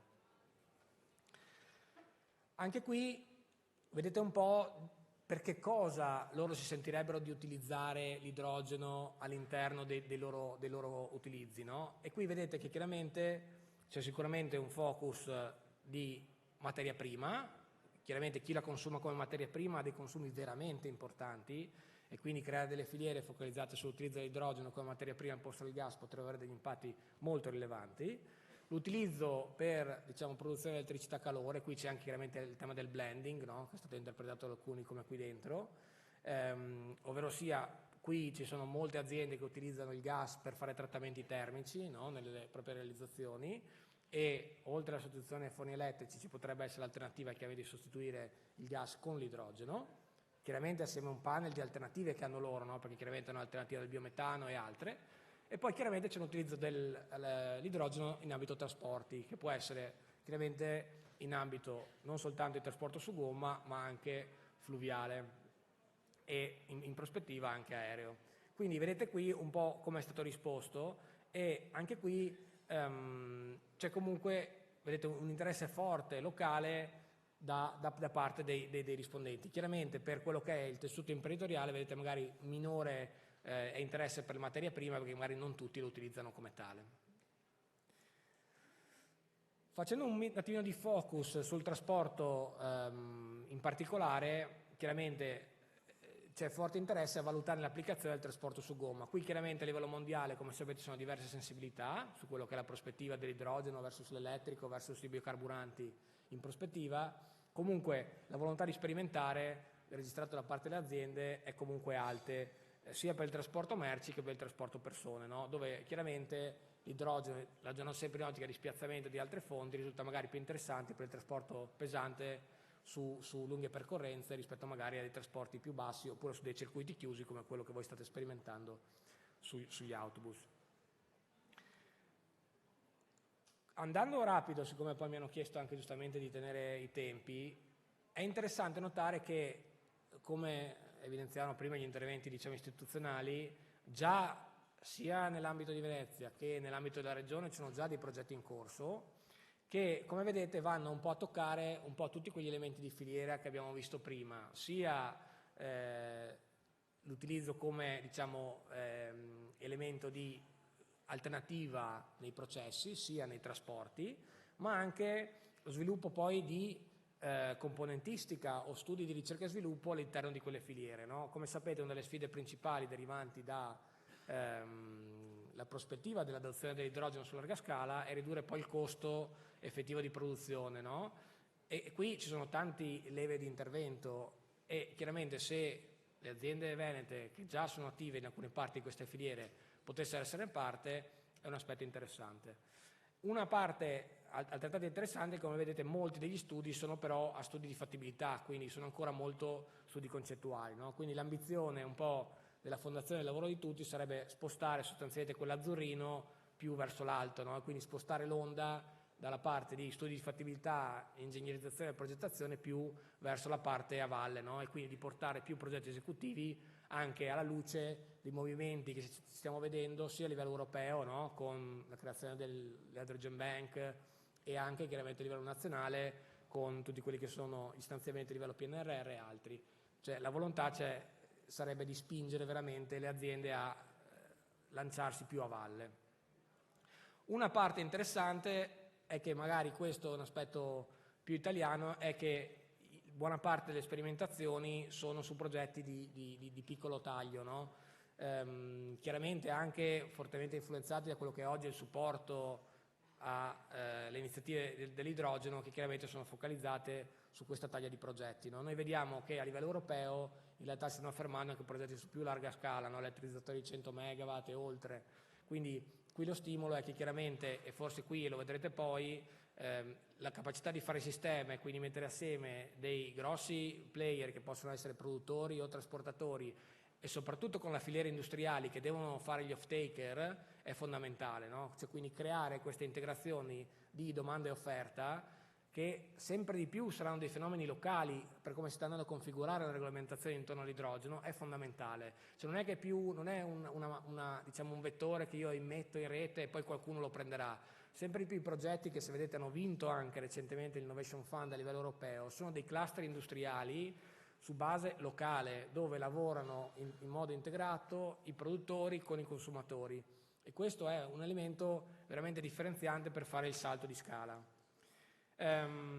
Questo tra l'altro è una delle evidenze, prima di passare alle conclusioni, spero di essere stato nei tempi, anzi di aver più o meno un po' recuperato, che emerge anche dal questionario. Cioè, se vedete, una delle cose che era emerso, e qui vedete solo un estratto, è che di quelle aziende che hanno progetti in corso, l'89% diceva che uno dei supporti sarebbe proprio di creare degli ecosistemi di livello locale in cui si possono creare queste filiere integrate. Questa era forse uno dei tratti che è emerso con più forza e più coerenza a livello di sistema.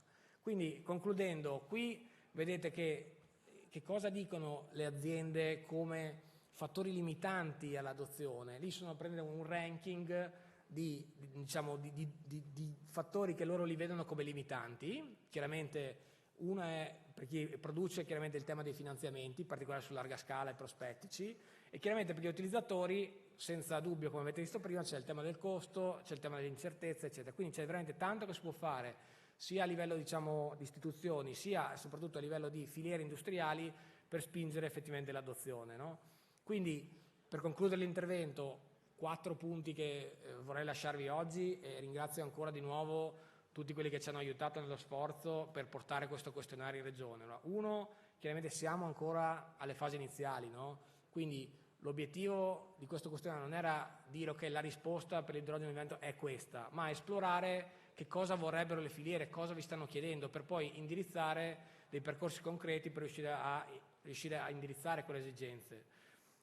Quindi, secondo noi, 2 stimoli qui sono: uno, c'è ancora un gap forte di conoscenza, dove ha senso e che tipologia e per quali filiere. 2, i progetti sono ancora subscale, no? Quindi capire come passare dei progetti, diciamo, sotto i 10 milioni a dei progetti ben sopra è un po' la sfida che tutta questa platea dovrebbe provare a cogliere.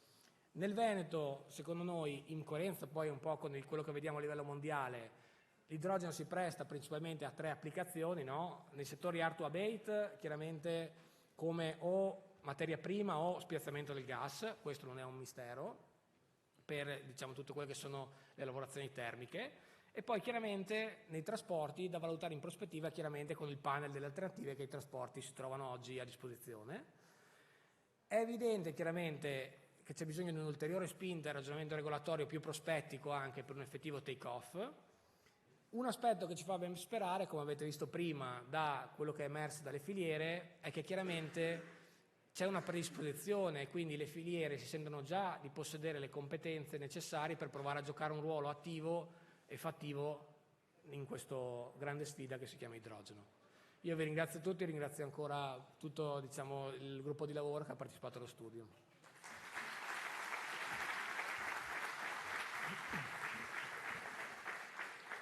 Grazie Pietro, grazie. Come ricordava prima il Presidente Brunetta, appunto stiamo parlando di un settore nascente. Poi invece vorrei ricordarvi che come sessione conclusiva quest'oggi abbiamo una sessione proprio che coinvolgerà direttamente le esperienze di una serie di aziende venete che si stanno misurando in questo settore, per cui si va nella scia di quello che ci ha raccontato Pietro adesso. Ringrazio il Ministro dell'Ambiente e della Sicurezza Energetica Gilberto Pichetto Frattin per raggiungermi qui sul podio e darci qualche parola di indirizzo. Grazie mille.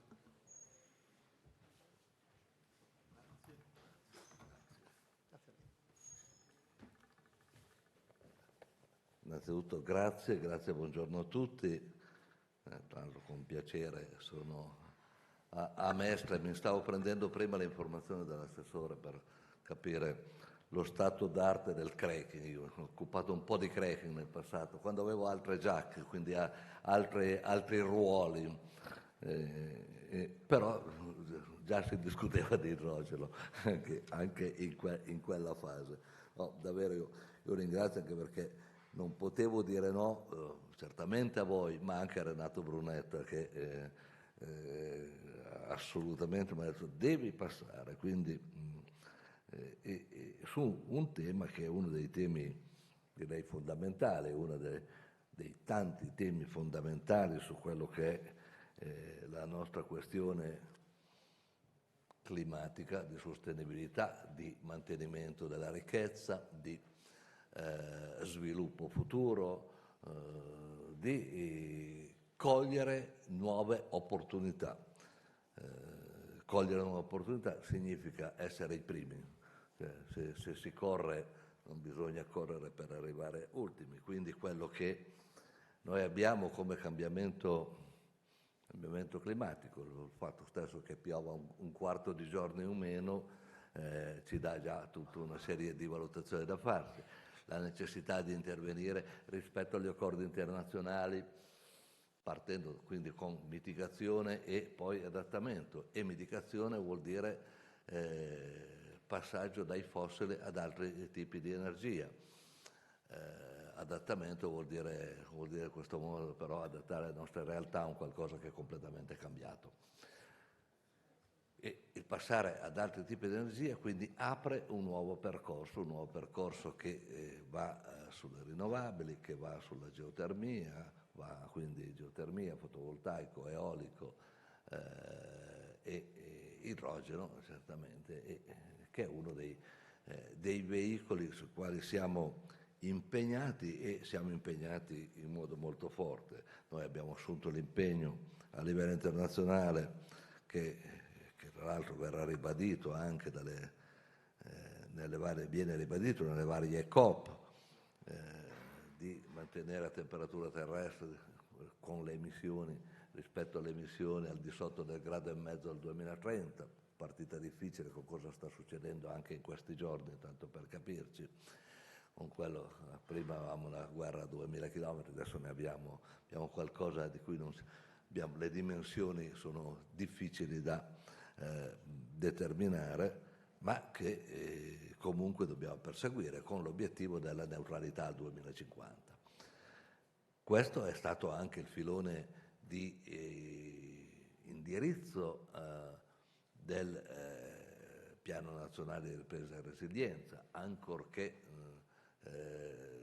non partisse da una condizione di carenza di energia, di difficoltà energetica, di prezzi internazionali, anche se alcuni sintomi c'erano stati già anche in quel periodo prima della guerra russo-ucraina, ma però il filone Next Generation EU aveva questo filone di indirizzo che ha portato quindi già il nostro piano nazionale di ripresa e resilienza redatto dai governi precedenti a indirizzare in modo anche specifico una serie delle proprie azioni sulla modernizzazione del sistema, partendo dalla digitalizzazione che ci vede come paese ancora un po' in difficoltà, e poi un'attuazione del piano energetico nazionale, il piano nazionale integrato energia e clima, che io ho avviato nel mese di dicembre dell'anno scorso e naturalmente che è stato presentato come proposta al fine giugno di quest'anno e che è in discussione naturalmente a confronto presso l'Unione Europea, depositato al Parlamento italiano e a tutti, con tutte le osservazioni naturalmente dagli stakeholder, di coloro che vorranno col loro contributo intervenire con le proprie valutazioni e le proprie integrazioni, perché tra l'altro sono temi dove è facile propagandare un disegno, ma dobbiamo anche avere la coscienza di avere l'ascolto per le correzioni del disegno, anche strada facendo, perché questo determina automaticamente quelli che sono gli obiettivi che noi abbiamo. Il nostro piano di ripresa e resilienza, il nostro piano nazionale integrato energia e clima prevede al 2030 di raggiungere il 40% di energia da rinnovabili. Parlo di energia complessiva, addirittura sul fronte dell'energia elettrica, quindi restringendolo rispetto al complessivo dell'energia paese. Noi abbiamo sul fronte dell'energia elettrica oggi i 2/3 dell'energia elettrica che provengono dal fossile, quindi carbone, petrolio, gas, ragionando sul fatto che in questo momento abbiamo le centrali carbone che tirano ancora e sono state ridotte per disposizione mia al minimo le grandi centrali, Civitavecchia e Brindisi, chiuso un falcone, ecco. Questa è l'unica cosa che ho fatto assieme, ma perché il quadro geopolitico mondiale non ci permette ad oggi, se non siamo dei maghi, e ahimè, se avessi avuto la dote per fare il mago non facevo il ministro, facevo altro, non siamo in grado di fare valutazioni certe a 1 anno, 2 anni, 3 anni, perché è una situazione molto molto cambiata. Si è rovesciato completamente il ruolo del nostro paese rispetto alle condizioni di 3 anni fa. 3 anni fa il centro energetico di smistamento era il centro Europa, oggi con un ragionamento con una realtà che ci troviamo a vivere, noi possiamo essere noi il centro energetico, quindi il nostro disegno deve andare in quella direzione e possiamo diventare davvero la realtà che con la sua centralità rispetto al Mediterraneo svolge una funzione importante anche per il resto d'Europa, invece di essere la periferia, essere il soggetto che fa da transito, che vende e che se vende ci guadagna. Se noi Tarvisio lo possiamo girare al contrario, naturalmente non è che dobbiamo farlo gratis, questa è la valutazione che dobbiamo porci.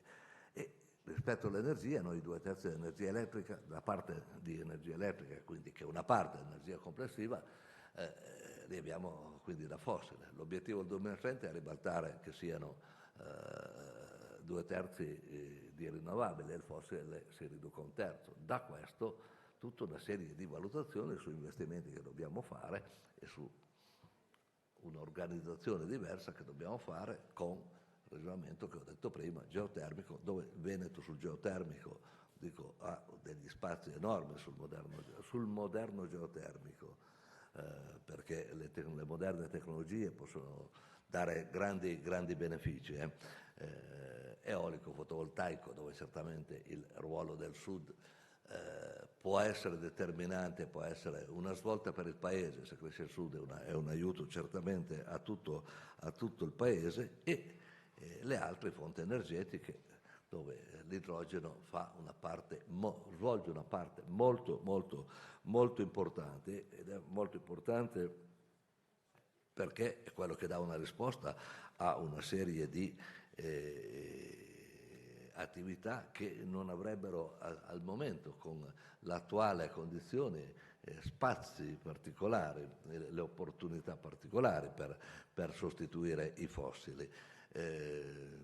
Poi sull'energia io ho anche l'opinione sul nucleare, tanto perché lo sanno tutti, io sono convinto, lo ero, lo sono e sono convinto che il percorso futuro sarà quando non il governo decide di fare la grande centrale, le centrali di terza generazione ci vanno 15 anni a farle, 20. Sul nucleare il momento sarà quando voi, imprese presenti, vi mettete assieme e vi comprate lo small reactor, sarà quello il momento. Cioè, molti nel mondo della politica non l'hanno ancora capito, ma il passaggio sarà poi, questo avviene 30, 31, 32, 33, sia nel momento in cui ci sia il prodotto pronto. In questo momento il prodotto pronto non c'è ancora e di conseguenza possiamo solo così sperare che arrivi prima possibile. Idrogeno noi abbiamo investito a livello di paese più di 3 miliardi e mezzo, 3 miliardi e 6 e oltre. L'impegno che abbiamo posto è forse a 2 o 3 anni di distanza, uno può anche discutere forse se andava di più da una parte o più dall'altra, c'è stato un intervento, 450 milioni sugli elettrolizzatori, per gli impianti industriali, quindi con la produzione di elettrolizzatori, la necessità di concentrarci con oltre 1 miliardo per gli impianti hard to abate, perché certamente sono degli impianti che è inutile che diciamo di decarbonizzare o di utilizzare il fotovoltaico, non ci stiamo, non ci arriviamo, quindi è chiaro che lì dobbiamo agire su tanti fronti, con da un lato il fronte di energie più pulite possibile, dall'altra parte un sistema di captazione e quindi poi di stoccaggio della CO2 nel futuro. E poi l'Hydrogen Valley, dove la regione Veneto si è distinta particolarmente, con 50 domande e un numero interessante e per 500.000, e naturalmente un accompagnamento forte a tutto il fronte della ricerca. Qual è il quadro che noi abbiamo la parte hard to abate rappresenta il 5% del valore aggiunto lordo nazionale. Questa parte ha però il 20% delle emissioni del sistema produttivo. Quindi è il punto dove per primi noi dobbiamo concentrarci nello sviluppare l'utilizzo dell'idrogeno in questo momento, non avendo quell'altra energia. E naturalmente tutto questo a fianco di quello che è il settore trasporto, che sentivo che l'amico sindaco Brugnaro ha citato prima, quindi rispetto a quello che è il piano di avere anche, perché poi è bello fare il convegno sul trasporto, ma bisogna anche avere i distributori. Le stazioni previste a livello nazionale sono 40, 8 dovrebbero essere complessivamente in Veneto, complessivo. E poi naturalmente c'è un fronte ferroviario dove partiremo con 2 sperimentazioni con idrogeno, una in Lombardia, una verso Sondrio e una in Sardegna. E tra l'altro con una velocità estrema, ecco, una sensazione che voglio trasferire anche. Io nell'altra vita governativa, al governo Draghi, mi occupavo anche degli IPCEI, importanti progetti europei, e uno degli importanti progetti degli IPCEI importanti era proprio l'idrogeno, e quindi ho avuto il confronto con alcune delle grandi imprese del mondo ferroviario oppure del sistema dei mezzi pesanti, Iveco, tanto per capirci. E devo dire che nel colloquio allora, ed erano solo poi 2 anni fa, 2 anni e mezzo fa, il ragionamento era, i treni ad idrogeno li avremo nel 27, 28, per esempio. Lo stiamo sperimentando. Cioè, questa è la velocità del cambiamento che stiamo vivendo e dobbiamo renderci conto di come le cose corrono e si evolvono a una velocità che noi non a volte non riusciamo a percepire nonostante il viverla quotidianamente. Quindi questo è il dato rilevante, ma ecco, adesso vado sulle ultime tabelle che abbiamo visto prima.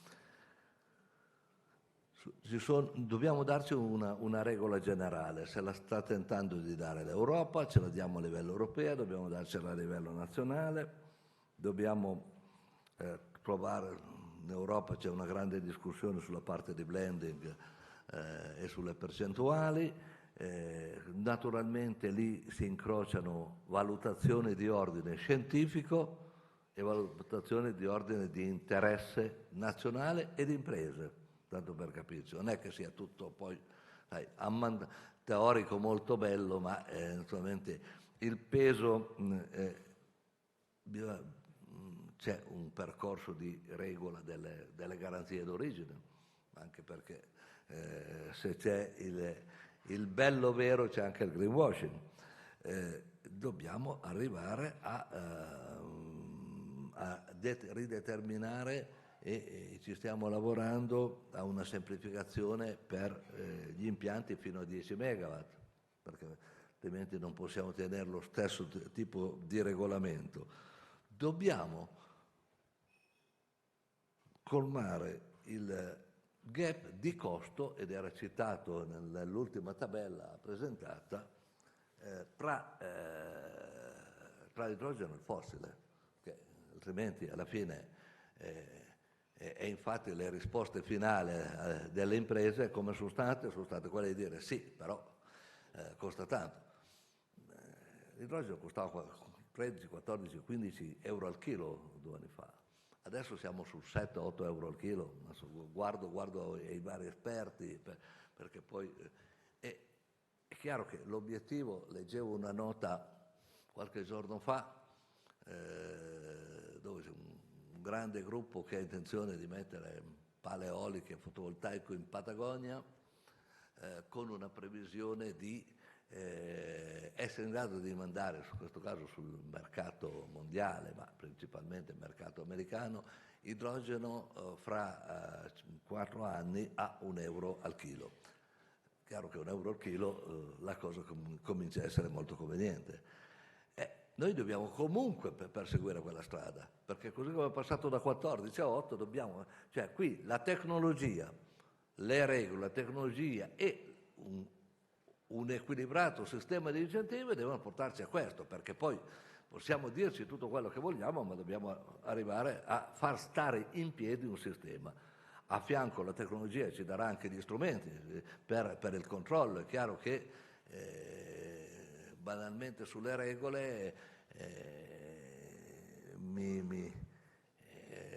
le mie società, la società Bombole che sta facendo la valutazione anche per l'idrogeno, è chiaro che le bombole devono essere con una resistenza di 8 volte quella che è la bombola del gas. Io mi sono stupito, ho detto ma è già pesante così la bombola del gas, allora come dovrà essere quella dell'idrogeno? Chiaro, anche perché io ho laureato in economia, mica in... quindi il percorso è un percorso che noi dobbiamo fare di giorno in giorno, ma l'obiettivo è quello. 2 cose ancora.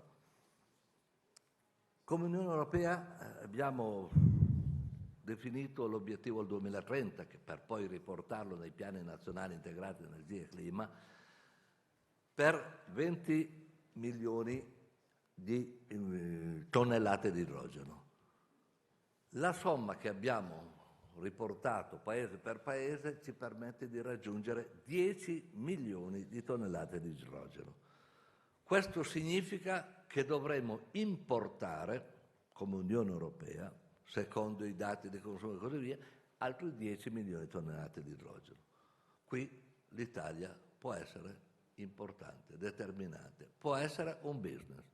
Può essere un business per l'idrogeno che siamo in grado di produrre qui, può essere un business anche perché abbiamo mare tutto attorno, quindi, per capirci, può essere un business per il transito anche, utilizzando quelle che sono le nostre pipeline, purché naturalmente resistenti al tutto, ma non solo nell'ambito del territorio nazionale. le valutazioni sono da fare rispetto a un ragionamento che è quello che viene definito piano Mattei, ma che significa anche tutta una serie di rapporti con il Nord Africa, che mi rendo conto che oggi qualche difficoltà in più c'è, ma con il Nord Africa, che prevede la produzione, le grandi produzioni di energia per l'idrogeno e poi il trasferimento dell'idrogeno o con le pipeline. Noi abbiamo pipeline con la Libia e con l'Algeria, ma spazi possono aprirsi o con la produzione di energia direttamente elettrica, quindi a questo punto si chiude già lì, o col trasporto via nave tramite ammoniaca, e quindi creando una serie di situazioni che ci vedono centrali. Questa nostra centralità la stiamo definendo anche nel rapporto che in questo momento abbiamo aperto con Austria e Baviera e Germania. Io nella giornata di dopodomani, domenica o lunedì, vedrò il mio collega tedesco e la collega austriaca, proprio per mettere a punto quelli che sono i rapporti e un criterio, una roadmap per far diventare l'Italia l'esportatore di idrogeno, e parliamo di idrogeno, verso quella realtà. È chiaro che è un discorso che guarda oltre questo governo, però non guarda, ma è un disegno, un importante disegno per il nostro Paese, che può darci una centralità che, come dico, qualche anno fa non avevamo, e oggi non solo noi abbiamo, ma sì, ce l'abbiamo, ma dobbiamo saperla cogliere fino in fondo, e quindi coglierla con le nostre capacità con i nostri cervelli, la nostra capacità di ricerca, con l'aiuto pubblico certamente, ma con un ragionamento proprio di non perdere alcuna occasione, perché è comunque la condizione di benessere. Tenendo, quindi è una fiamma importante, anche se non si vede la fiamma dell'idrogeno, quindi è molto pericolosa, è in colore e in odore, mi hanno spiegato, quindi, però è una sfida, ecco perché mi ha fatto piacere essere qui con voi a portare il saluto del governo su un tema che ritengo davvero molto importante per il nostro Paese. Grazie.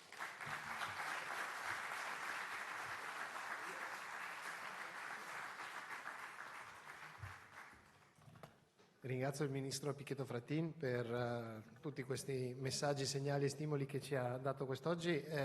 Non ultimo anche quello di ricordare la centralità dell'Italia in termini di dotazione infrastrutturale e di possibilità di essere un hub dell'idrogeno anche in funzione di quello che sono mercati più ampi. Siamo abbondantemente in ritardo rispetto alla scaletta che avevamo previsto per la nostra conferenza, diciamo che ne è assolutamente valsa la pena. Volevo chiamare sul palco per la prima sessione di discussione, chiamiamola geografica, cioè rispetto allo sviluppo della filiera idrogeno locale. Volevo chiamare la dottoressa Rita Stefanutto, direttore della Direzione Ricerca, Innovazione e Competitività Energetica della Regione del Veneto, che modererà questa sessione, e chiamo anche gli altri panelist, a partire dal professor Vito Di Noto, ordinario di elettrochimica per l'energia e chimica dello stato solido dell'Università di Padova e membro del Comitato Tecnico Scientifico della Fondazione, il presidente Massimo Zanon, presidente della Camera di Commercio di Venezia e Rovigo, l'assessore Massimiliano De Martin del Comune di Venezia, assessore urbanistica, edilizia privata, ambiente, l'ingegner Paolo Menegazzo, responsabile dell'area pianificazione strategica trasportistica dell'autorità di sistema portuale del mare Adriatico settentrionale, l'ingegner Davide Bassano, direttore della sostenibilità dell'aeroporto, direttore di Save, e il dottor Stefano Miotto, direttore generale di Confindustria Veneto. Vi ringrazio. Cedo il microfono e la moderazione alla dottoressa Stefanuto. Erano previsti 60 minuti per questa riunione, per questo panel. Se riusciamo a tenerli sui 45 minuti, contribuiamo a rientrare in una tempistica più efficace per tutti. Grazie. Daremo il nostro contributo a risparmio di tempo. Dunque, vi ringrazio naturalmente, ringrazio gli ospiti di questo panel che hanno cortesemente accettato l'invito.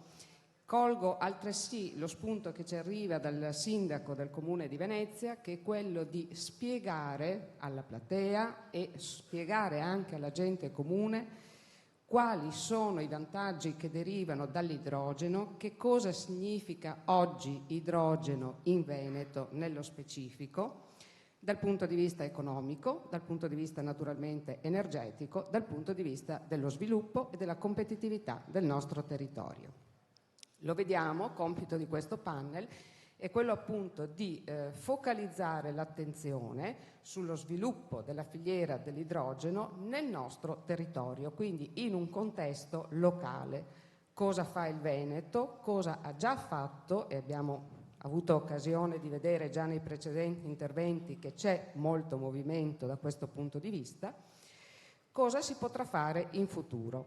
Affrontiamo questo tema grazie ad una serie di domande, di stimoli. Pregherei quindi i miei ospiti, proprio perché i tempi che abbiamo sono abbastanza contingentati, di fornire esattamente degli spunti, dei momenti di riflessione, perché questo è un argomento che ciascuno di loro potrebbe sviluppare evidentemente in un arco di tempo molto ma molto ampio.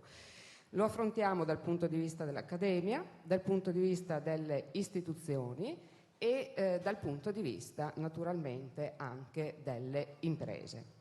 Io darei quindi da subito la parola al professor Vito Di Noto, che è professore ordinario di elettrochimica per l'energia e chimica dello Stato solido presso il Dipartimento di Ingegneria Industriale dell'Università degli Studi di Padova. Credo, come ha detto anche l'assessore Marcato, che non abbia bisogno di ulteriori presentazioni. Sicuramente ricopre numerosi incarichi a livello internazionale ed è soprattutto componente del Comitato Tecnico Strategico presso la Veneto Sviluppo, comitato che ha appunto il compito di fornire suggerimenti e prospettive e strategie di sviluppo del nostro territorio anche sotto il profilo energetico.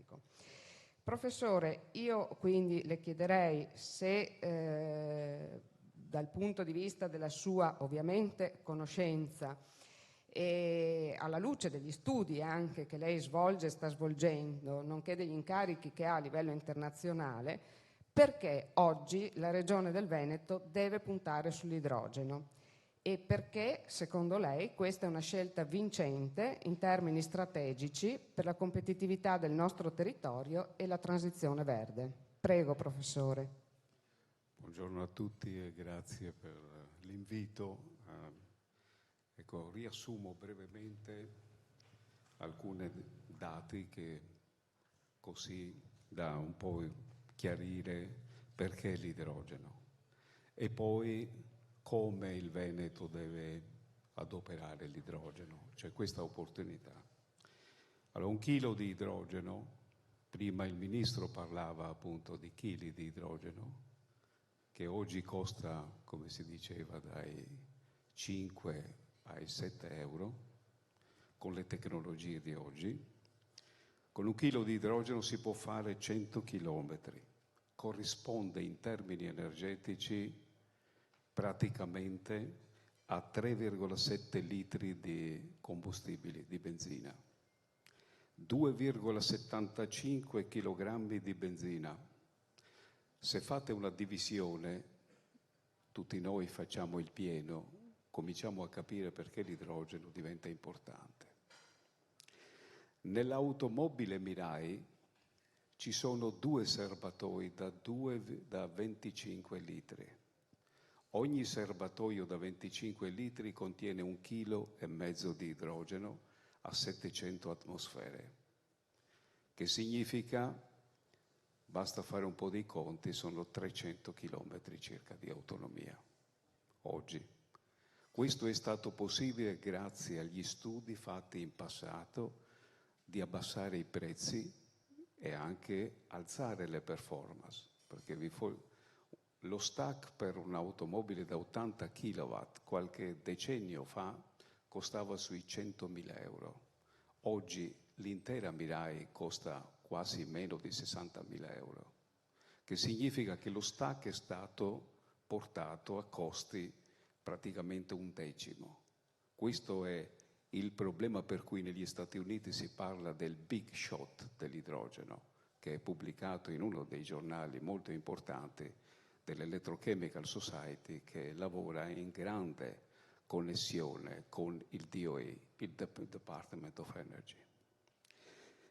Corrisponde a 16 kWh di produzione elettrica di una fuel cells, che lavora con performance molto povere, 50%, siamo molto di più oggi. Corrisponde a 55,6 kAh. Noi le batterie che usiamo in un'automobile oggi mediamente hanno da 33 Ah. Se dividete 33 Ah, questo numero per 33 Ah equivale ad avere circa 1600 batterie al piombo. Il costo è arrivato ad essere per chilogrammo quasi quello dei combustibili. Dov'è il costo oggi?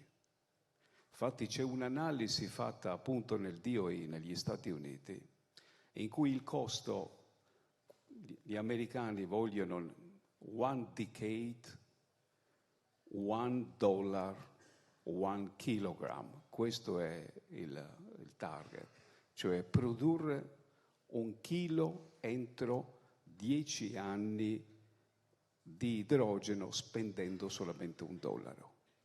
Questo aprirebbe l'utilizzo ampio in tutti quei processi hard to abate di cui abbiamo parlato, cioè cemento, acciaio, industria chimica, oltre ai trasporti pesanti e leggeri. Ecco, questo è l'idrogeno. Quindi una grande opportunità. Cosa c'è dietro l'idrogeno? Parlare di idrogeno, acquistare oggi strumenti che producono idrogeno, significa diventare semplicemente degli utilizzatori dell'idrogeno, ma non significa fare economia. Come ha detto prima il Ministro, io ieri ero a Berlino appunto per parlare di questi temi e vi dico come ci vedono i tedeschi. I tedeschi ci vedono come quel paese importante, come ha detto il Ministro, dove far passare il piping dell'idrogeno prodotto nel Nord Africa. Oggi in Europa il Marocco pensa di proporre, ha già proposto, di vendere a 2-3 euro un chilo di idrogeno prodotto in Marocco. Cosa significa questo? Che se noi accettiamo di diventare un paese dove si fa piping e dove l'idrogeno passa, abbiamo perso una grande opportunità. Mi spiace contraddire il Ministro, ma è così. Perché a questo punto, se voi oggi investite in elettrolizzatori, in tecnologia comprando gli strumenti, noi domani, quando questo sarà venduto a costi molto più bassi in Nord Africa, noi avremo speso soldi per niente e perso questa opportunità.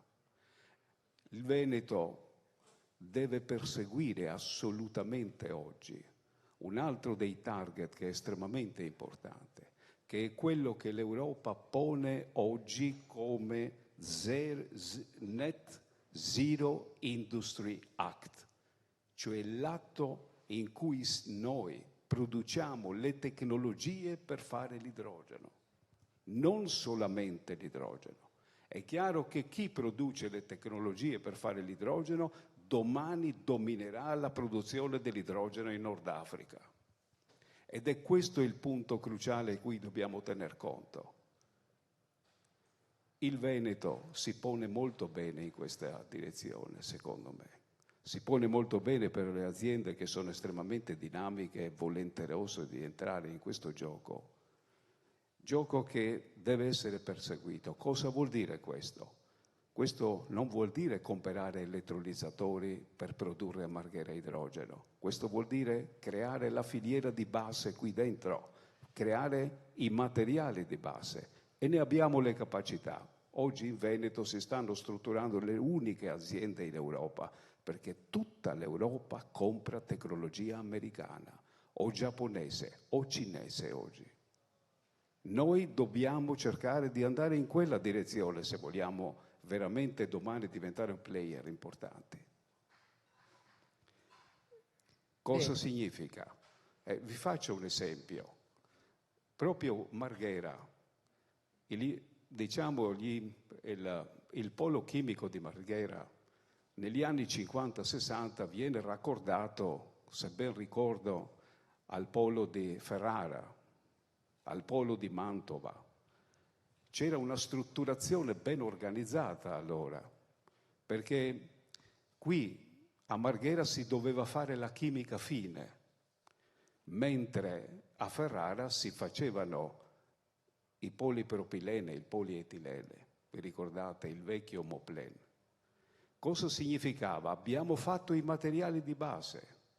Sui materiali di base abbiamo radicato le produzioni intermedie, no? E sulle produzioni intermedie è nata tutta la cultura, di cui che ha fatto poi diventare ricco il Veneto, e anche perché dietro, quando a una strutturazione di base dell'industria chimica nasce tutto le filiere poi di produzione in tutte le direzioni, ci si arricchisce in tecnologie, in competenze e in benessere, perché quello poi significa. Quindi è estremamente importante che oggi noi, voi, tutti cominciate a pensare, a programmare questo tipo di attività in una direzione in cui si vada verso la produzione dei materiali di base, elettrocatalizzatori, membrane electrode assemblies, materiali di base con cui poi si coordineranno e si gestiranno quelle tecnologie, cosa che oggi in Europa anche gli altri paesi stanno facendo, perché, come ben sapete, dopo la guerra si vuole portare le produzioni di base tutto in casa. Lo si sta facendo con le batterie, ma lì abbiamo perso ormai il treno. Bisogna che vengano portate. Ecco, tanto per darvi anche qualche dettaglio, perché quando parliamo di idrogeno parliamo di elettrico. Infatti gli autobus, le macchine che vedete camminano perché c'è un motore elettrico, c'è una cella a combustibile che trasforma l'idrogeno in elettricità. Oggi l'idrogeno è una grande opportunità, perché non abbiamo nessun metodo per stoccare quello che si chiama il seasonal storage. Cioè, cosa vuol dire? Che se ho del rinnovabile o del nucleare e voglio, quando non lo uso, una centrale nucleare va sempre, come ha detto il sindaco, l'energia che non si usa viene buttata via.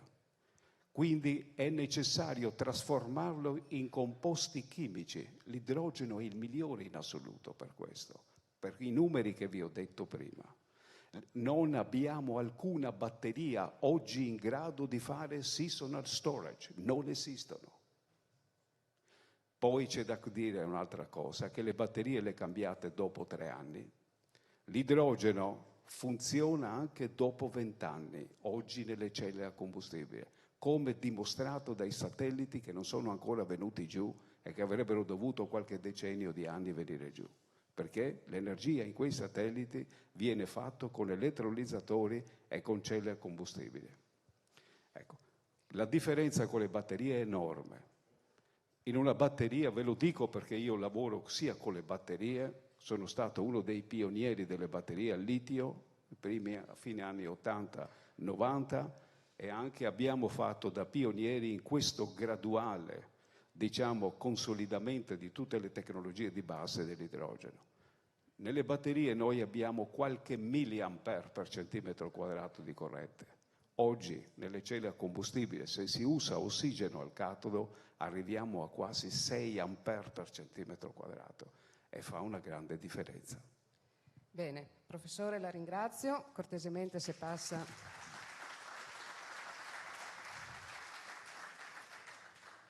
Abbiamo capito dunque che dobbiamo puntare sulle tecnologie se vogliamo essere competitivi.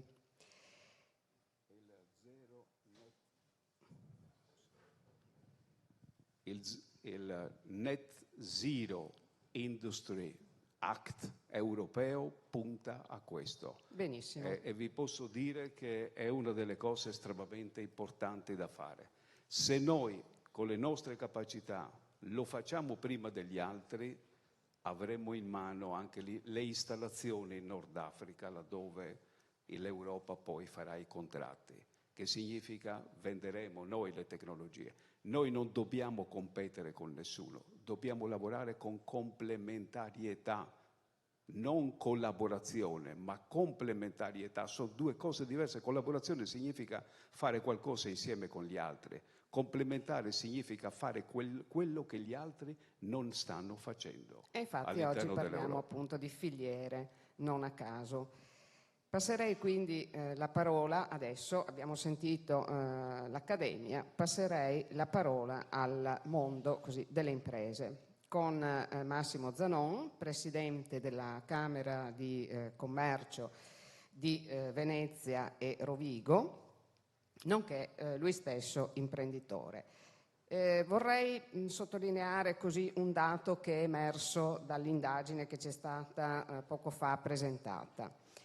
E quindi si dice che il 40% delle imprese che sono state intervistate con questo questionario è interessato all'idrogeno.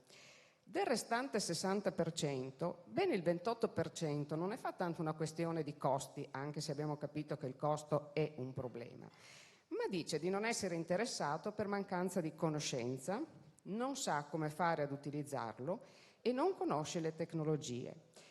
Ora, io le chiederei, come imprenditore e come naturalmente Presidente della Camera di Commercio, che cosa possono fare le istituzioni rispetto a questa mancanza di conoscenza? Innanzitutto, rispetto a quello che è una situazione difficilissima che si somma negli ultimi 3 anni con motivazioni diverse e che portano sempre di più il rischio di un futuro per le imprese che hanno bisogno di energia. Evidentemente il sistema camerale, che è la casa di tutte le imprese, che è presente in tutte le province, in questo caso parliamo del Veneto, non avrà nessuna difficoltà d'ora in poi di iniziare a fare un'azione di sollecito, di conoscenza, di incontro, di prendere coscienza, soprattutto per chi magari, come sempre, in tutte le novità è scettico, è un po' pigro e aspetta sempre di ascoltare che da qualche altra parte gli arrivi la possibilità di avere anche lui dei vantaggi. È chiaro che oggi fare impresa non ce lo regala nessuno, forse neanche prima, ma oggi se non si vuole rimanere sul limbo di chi esce e chi rimane deve darsi da fare.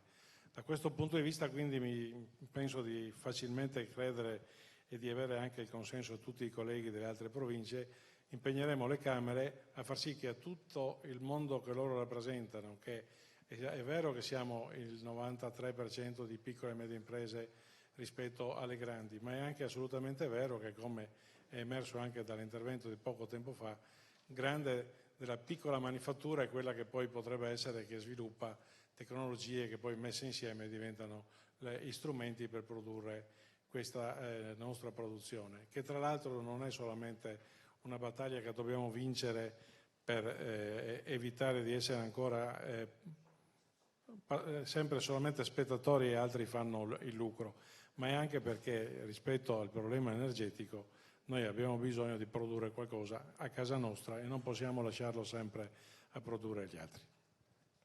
Grazie, gentilissimo, è stato estremamente essenziale e rispettoso nei tempi. Passiamo ora, sempre nell'ambito delle istituzioni, la parola a Massimiliano De Martin, assessore del Comune di Venezia all'urbanistica, all'ambiente e all'edilizia privata, se non vado errata, nonché ingegnere, lui stesso libero professionista. Abbiamo già sentito molte cose da parte del Sindaco di Venezia, molte cose da parte dei nostri interlocutori che ci hanno preceduto. Comunque Venezia, siamo oggi qui a Porto Marghera, si candida ad essere un laboratorio per la produzione e per l'utilizzo dell'idrogeno. Quindi quali sono concretamente, e so che lei ha portato con sé alcune slide che potranno sicuramente evocare ed essere ancora più suggestive rispetto al messaggio che ci lancerà, quali sono le iniziative che come amministrazione comunale di Venezia avete intrapreso e che state avviando e che impatto hanno sotto il profilo ambientale ed economico naturalmente per la città di Venezia in particolare, ma di riflesso anche per il territorio della nostra regione. Prego. Grazie. Sì, come diceva lei poco fa, ho preparato delle slide. La prima potrebbe sembrare asettica, fuorviante, che non c'entra con l'evento di oggi, però abbiamo detto che siamo a Porto Marghera, però qui siamo a Venezia. Quindi l'intimo rapporto che c'è tra la crescita e lo sviluppo della città nella storia con lo sviluppo poi dell'utilizzo delle energie ha portato questa città a avere 1600 anni di vita. Quindi la prima che propongo, la scorro in modo molto veloce perché il tempo è poco, ho scritto 1291 il vetro a Murano. 2 anni fa abbiamo festeggiato i 1600 anni della città, ma erano anche i 730 anni della storia del vetro a Murano, perché prima era Venezia. Viene trasferito a Murano perché c'erano i problemi di incendio. E allora serviva produrre a Murano il vetro come fosse un sistema industriale importante, e quindi si passa da forni a legna a forni a carbone, quindi un potere calorifico completamente diverso. L'approvvigionamento su un'isola in mezzo a una laguna, il carbone non era possibile, bisognava produrlo, e questo è il primo sistema su grande scala dell'utilizzo del carbone. 1450, sembra un aneddoto molto locale e vernacolese, è il Codega, e inizia l'illuminazione pubblica. Il problema della delinquenza, di rendere strade sicure, portava ad avere un'illuminazione pubblica, la prima illuminazione pubblica. Dal linguaggio dialettale la codega è proprio l'estratto dell'olio della cotica, e reso disponibile a qualcuno come sistema di lavoro sia per accompagnandolo con un lume, sia in alcune aree definite della città per illuminare degli ambiti.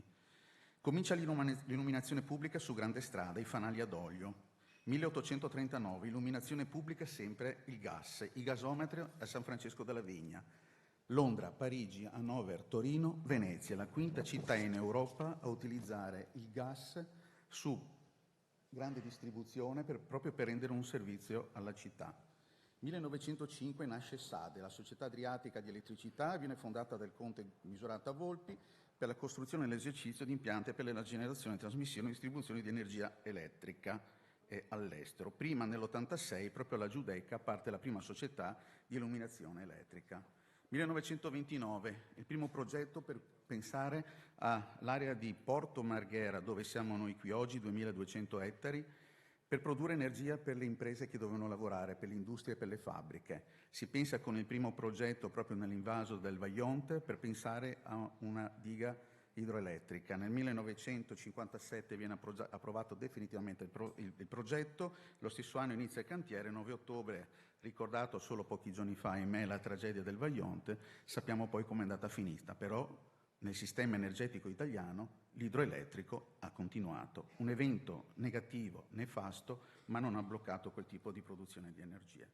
Passiamo ai giorni d'oggi, 2022, cose concrete. Il distributore, come prima ricordava il sindaco Brugnaro, per i mezzi gummanti ad idrogeno, un accordo fatto anche qui su un sistema, Toyota, Eni e il Comune di Venezia, e quando il sindaco prima con molta enfasi diceva non vi sto a raccontare il tutto, quel tutto in modo sintetico ve lo racconto io.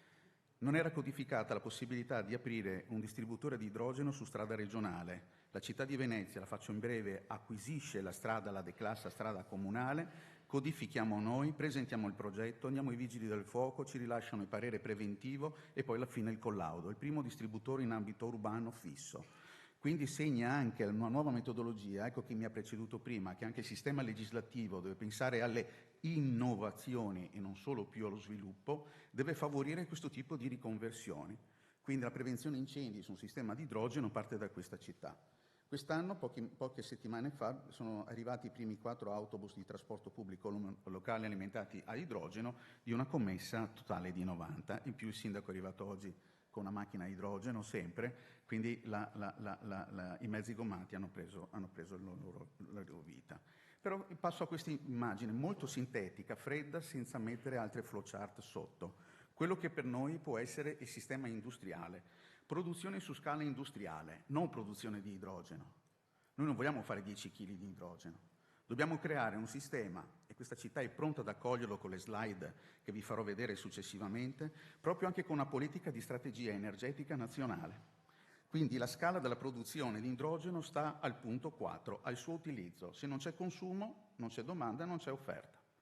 Quindi è chiaro anche sulla scala di investimenti questo tipo di tipologia deve avere una velocità, come ricordava prima il Ministro, molto rapida. Ma la cosa più difficile da pensare in questo momento, per quanto posso pensare io con tutti i miei limiti, è proprio la fase dello stoccaggio e della distribuzione. Questo non si pensa, stiamo lavorando solo o sulla produzione o solo sull'utilizzo o vediamo gli altri come riescono a portarci con le loro pipeline. Noi dobbiamo portare, ecco che questo diventa, questi 4 punti, un unico insieme, dobbiamo scriverlo sotto, e mi sono dimenticato io di scrivere la nostra quotidianità. Così come ora arrivano luce, acqua, gas, a un certo punto dovrà arrivare l'idrogeno. E queste si chiamano infrastrutture. Ecco che allora Porto Marghera è un'area di interesse strategico. E quando introduco adesso Porto Marghera, area di interesse strategico, non è solo un marketing territoriale, quindi è chiaro che lo propongo anche per il ruolo che ricopro all'interno della città, ma da qui parte, secondo me, anche una politica a livello nazionale. Se qui tutti siamo d'accordo per andare avanti su questo tipo di sinergie, per mettere insieme i nostri saperi, che diventi un atelier, un laboratorio concreto. Abbiamo la ricerca, la scienza, ma abbiamo anche la parte industriale che può, con le loro strutture, ma anche con altre che vi farò vedere, mettere a disposizione degli spazi molto utili e interessanti. Ecco che Porto Marghera ad oggi ha 887 attività economiche, ve le faccio vedere molto rapido, ma poi vi lascio anche le slide, quindi vi restano a beneficio di ricordo di questo incontro, suddivise proprio anche per categorie di lavoro e quindi sono quasi tutte completamente utilizzate. In questa immagine, scusatemi se parlo veloce, ma so che devo rispettare anche il tempo degli altri, vengono riportate un po' tutte le attività che sono dentro, dai tessili, la metallurgia, il commercio all'ingrosso, i farinacei, i cementifici, ma ci sono anche delle aree che hanno bisogno di sviluppo. Qui è stato investito molto, sia a livello governativo, ma dalle industrie, per rendere le infrastrutture a terra, su binario, su mobilità, anche acqua attraverso il porto, per essere sempre più attrattive. Ecco, in poche parole, questo Porto Marghera 2200 ettari con 30 km di banchine, 127 km di rete ferroviaria, 108 km di rete stradale, 19 km e mezzo di canali navigabili, come vi ho detto 2200 ettari. Inaugurato quest'anno, pochi mesi fa, anche con un progetto del Mise ma sotto il nostro controllo, la nuova viabilità che unisce la parte industriale, che non deve essere più un pericolo, visto come pericolo, ma una parte integrata alla città, attraverso questa nuova viabilità, questo ponte, dove favorisce i vari incroci, ma soprattutto alleggerisce e snellisce la mobilità all'interno di quel posto che era molto critico. Porto Marghera attività diversificate sui suoi punti di forza, le infrastrutture, la ricerca e lo sviluppo, l'alta professionalità, le filiere produttive, la disponibilità di aree, finanziamenti e anche adesso una zona franca. Questi sono alcuni solo degli ultimi progetti degli ultimi anni dove le imprese hanno confermato la loro presenza investendo risorse ingenti, cioè hanno confermato di voler rimanere. È un indirizzo dove chi è già dentro a Porto Marghera dice non voglio andare via, qui ci sto e qui voglio investire con investimenti molto importanti. Come siamo messi con le opportunità insediative? Ci sono 300 ettari ancora di aree disponibili, il 90% con piani di caratterizzazione ambientale già eseguito, il 36% con aree non contaminate o con progetto di bonifica certificato realizzato, il 28% di aree con progetto di bonifica approvato e decretato e il 25% di aree con progetto di bonifica in corso. Queste ve le lascio per iscritto e così le potete leggere e nella mora dei tempi mi accingo a chiudere. Come? Con la slide che ho iniziato, però ho aggiunto un'unica data, 2023-2050, quella che ha ricordato anche prima il Ministro, che la decarbonizzazione è già iniziata. Qui non dobbiamo più pensare cos'è l'idrogeno, quali sono le energie rinnovabili. Fanno già parte delle nostre scelte, delle nostre decisioni, ora dobbiamo accelerare con progetti e investimenti perché, come dicevo prima, questa è già la nostra quotidianità.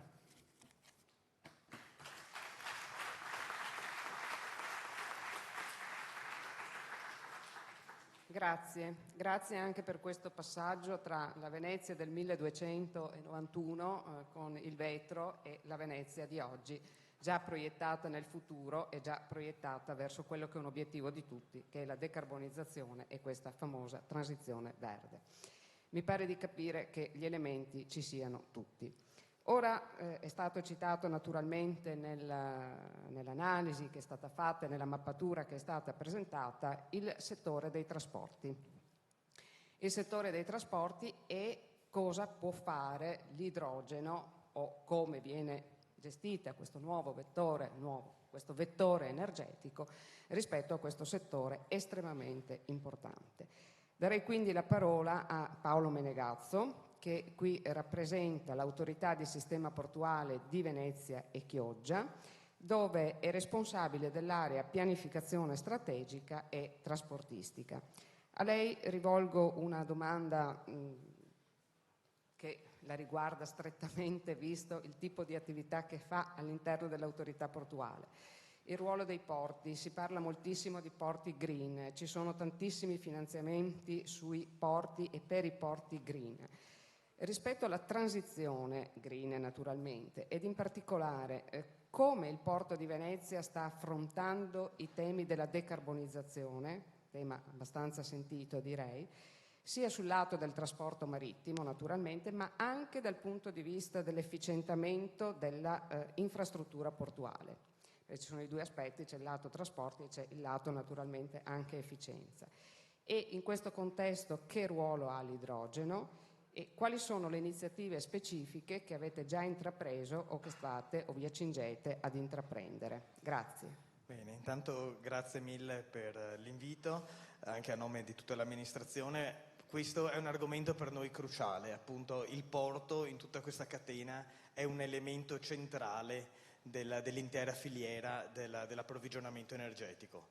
È particolarmente interessante per due aspetti. Uno, è un porto, i porti sono sempre stati, lo sono ancora in tutta Europa e in tutto il mondo, anche la porta d'entrata dell'energia, lo ricordava prima il Ministro, e Porto Marghera lo è sempre stato nel passato, prima col carbone, poi col greggio, poi raffinati e adesso sempre di più deve essere una porta aperta per l'ingresso dell'energia e di tutti i vettori energetici. Lo vediamo anche da quello che succede nei nostri giorni, le pipeline, il collegamento con le altre regioni europee sono fondamentali, ma è un collegamento fisso. Il porto costituisce e garantisce una flessibilità negli approvvigionamenti, quindi questa è la prima scommessa, è la prima opportunità che ha un porto. E poi Porto di Venezia, Porto Marghera, lo dice proprio il toponimo, è Porto Marghera, è un porto. È inutile, l'abbiamo già ricordato tante volte oggi cosa c'è stata nella storia di Marghera e poi, devo dire, l'assessore mi ha un po' rubato la scena declinando subito tutti i numeri di Marghera, che sono appunto numeri importanti. È un'area brown, un'area che è già stata utilizzata e proprio per questo è già attrezzata con una serie di servizi, dagli antincendi alle infrastrutture, al collegamento, come si citava, della rete ferroviaria alla rete stradale e poi l'accessibilità nautica, appunto. Quindi come autorità di sistema portuale stiamo lavorando sia sul lato di incrementare l'efficienza del sistema porto e poi in termini di decarbonizzazione stiamo lavorando su vari aspetti. L'idrogeno è uno, questo lo voglio ricordare, l'idrogeno è un elemento su cui stiamo lavorando anche sul gas, stiamo lavorando sull'efficientamento degli edifici, stiamo lavorando sul cold ironing, quindi il fornire energia alle navi. L'idrogeno in questo è complementare, è un qualcosa che aiuterà anche nell'approvvigionamento energetico alle navi. Abbiamo fatto abbiamo avuto dei finanziamenti e dei primi investimenti che verranno fatti. C'è da dire che attualmente anche i finanziamenti sono ancora cofinanziamenti. In un momento in cui le tecnologie sono ancora un po' incerte, ci sono ancora delle fasi di sperimentazioni, forse servirebbe una mano, un aiuto ancora più forte da parte del governo, degli enti regionali, per spingere anche a finanziamenti che devono essere a volte anche a fondo perduto per realizzare questa fase di start-up. Comunque l'autorità portuale c'è e sta lavorando in questo senso ed è convinta veramente di essere un anello importante in questa catena. Grazie.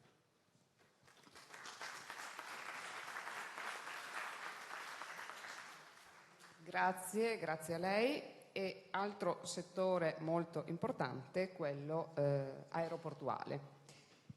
Ne parliamo con Davide Bassano, scusate, che è direttore della direzione sostenibilità del gruppo SAVE e segue proprio per SAVE le tematiche legate all'ambiente, alla sicurezza, alla qualità delle attività aeroportuali.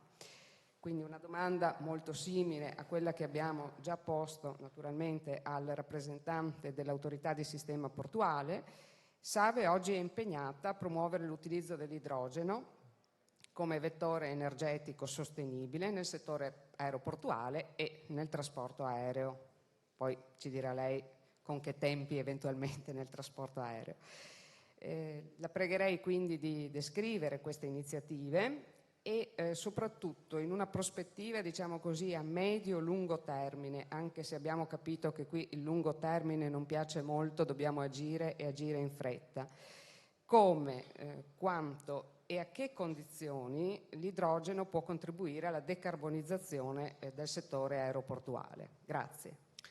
Allora, nel settore del trasporto aereo si sta verificando, come dire, un'accelerazione post-Covid, perché anche noi stiamo affrontando il tema della decarbonizzazione in maniera, diciamo, abbastanza preoccupata.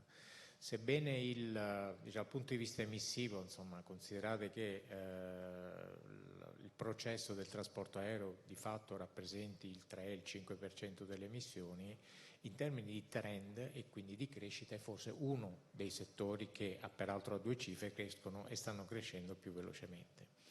Quindi anche per noi, diciamo, operatori aeroportuali, si è posto il problema di come progressivamente dismettere i combustibili fossili. In questo scenario fondamentalmente aeroporti e compagnie stavano lavorando su due percorsi abbastanza diversi, anche con tempi diversi. Senz'altro gli aeroporti, ed è più semplice, stanno lavorando per installare impianti per la produzione di energie rinnovabili, lo stiamo facendo anche noi, e rispetto all'impegno al 2050 di essere a emissioni nette zero abbiamo accorciato questi tempi, quindi siamo posti, come dire, l'obiettivo abbastanza sfidante di esserlo entro il 2030. Speriamo di riuscirci, ma insomma stiamo lavorando per quello. All'interno, diciamo, della configurazione energetica aeroportuale e dentro questo termine abbiamo pensato all'idrogeno e quindi all'autoproduzione in qualche modo di idrogeno, fondamentalmente col surplus di energia che arriva dalle rinnovabili. La quantità è relativamente modesta, nel senso che soddisfa quella che è la domanda interna legata alla mobilità, al trasporto pubblico per e dall'aeroporto, all'attività operativa dei veicoli e dei mezzi che in rampa e nella zona airside lavorano per i servizi aeroportuali. Non è sicuramente in grado di soddisfare la domanda di un aeroplano che intende arrivare a Venezia, atterrare e essere rifornito a idrogeno. Da questo punto di vista non è neanche sufficiente, pensando sempre all'aeroporto, a per esempio convertire la centrale di trigenerazione che noi abbiamo, un investimento fatto da quasi 20 milioni di euro nel 2017, se volessimo smettere di bruciare gas e iniziare a utilizzarla a idrogeno. Per quanto ci stiamo organizzando perché questo succeda con tecnologie disponibili, nel 26 sostituiremo i cogeneratori, quindi tecnicamente, avendo disponibile l'idrogeno, potremo già, utilizzando l'idrogeno, soddisfare i fabbisogni energetici dello scalo. Passiamo alla parte, come dire, aeronautica. Noi abbiamo da oramai 1 anno e mezzo un gruppo di lavoro piuttosto interessante, devo dire, che stiamo portando avanti con Airbus e con SNAM, e e che ci dà un po' la visibilità e l'outlook della parte aeronautica, del trasporto aereo, di quello che succederà nei prossimi anni. Dal punto di vista aeronautico è uscito alla fine dell'anno scorso e nei primi mesi di quest'anno, anche Airbus lo ha reso pubblicamente, entro il 2035 il primo aeroplano che volerà a idrogeno. Quindi il settore aeronautico, come dire, anche qui le tendenze sono due. Per il corto raggio forse l'elettrico, peraltro anche con disponibilità precedenti a questo termine, ma per il medio e lungo raggio, quindi quello che può essere un percorso superiore alle 200 miglia nautiche, 2000 miglia nautiche più o meno, potrebbe essere invece l'idrogeno. Sicuramente l'idrogeno, per evidenti problemi di volumi, di pesi e quant'altro. Nel 2035 quindi Airbus si è impegnata comunque a far volare il primo aereo commerciale a idrogeno e progressivamente da lì in poi, ovviamente con una rampa di salita anche significativa, quella che è la progressiva conversione della flotta aerea a idrogeno. Qui, giusto per dare qualche numero su quella che è la domanda che da quel momento in poi, e quindi con una storia completamente diversa per gli aeroporti, si verificherà.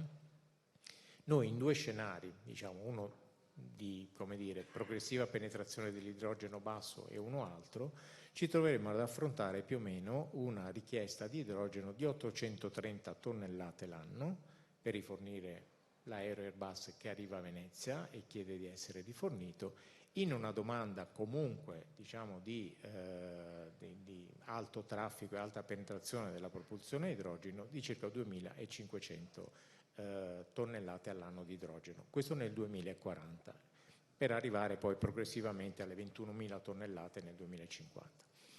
Quindi questo cosa significa per noi come aeroporti? Che considerate che la capacità che noi abbiamo interna di autoprodurre idrogeno attraverso i nostri impianti è di 30 tonnellate l'anno, quindi è abbastanza distante da quella che è la capacità e il fabbisogno che ci chiede la compagnia quando arriva. Quindi nonostante l'aeroporto di fatto non sia nella condizione di produrre idrogeno, è indispensabile per fornire gli aeroplani, quindi è una piattaforma distributiva e logistica di scambio di cui compagnie aeree non possono fare a meno. Quindi come aeroporti, in particolare Venezia, guardiamo con estremo interesse a quello che succede nel mondo dell'idrogeno, per quanto non ci troveremo mai tecnicamente e industrialmente a farne fronte in termini di necessità e produzione, ma solo dal punto di vista distributivo. Per cui ne va un po', come dire, della nostra esistenza, perché che cosa succederà? Che se ci sarà in aeroporto la possibilità di rifornire un aereo idrogeno, arriverà l'aereo idrogeno, con evidenti vantaggi ambientali e un profilo carbonico decisamente migliore. Se non c'è questa disponibilità, l'aereo idrogeno va da un'altra parte. E infine chiudo con una considerazione che stiamo facendo che rende Porto Marghera, e che hanno già detto i colleghi che mi hanno preceduto, molto interessante, anche rispetto ad altri aeroporti. Noi abbiamo Porto Marghera qui che già peraltro produce idrogeno, lo fa per scopi industriali, ma di fatto gli impianti sono già esistenti, ha il porto e ha l'aeroporto a 10 km di distanza, che è una distanza relativamente modesta da coprire. Già oggi il Jet A1 che utilizziamo fa avanti e indietro tra Porto Marghera e l'aeroporto. Quindi questa condizione, come dire, anche geografica e congiuntura molto favorevole e positiva ci mette in una condizione di estremo interesse e favore anche rispetto a altri scali, penso a Fiumicino piuttosto che a Malpensa, solo per parlare dell'Italia, che non hanno questi asset e questa disponibilità. E quindi insomma speriamo tantissimo che ecco, su Marghera ci possa essere a un certo punto questo sbocco e anche a livello aeroportuale si possa iniziare, come dire, a far partire, a dare una mano anche all'industria aeronautica a far partire e arrivare aeroplani alimentati a idrogeno. Ecco.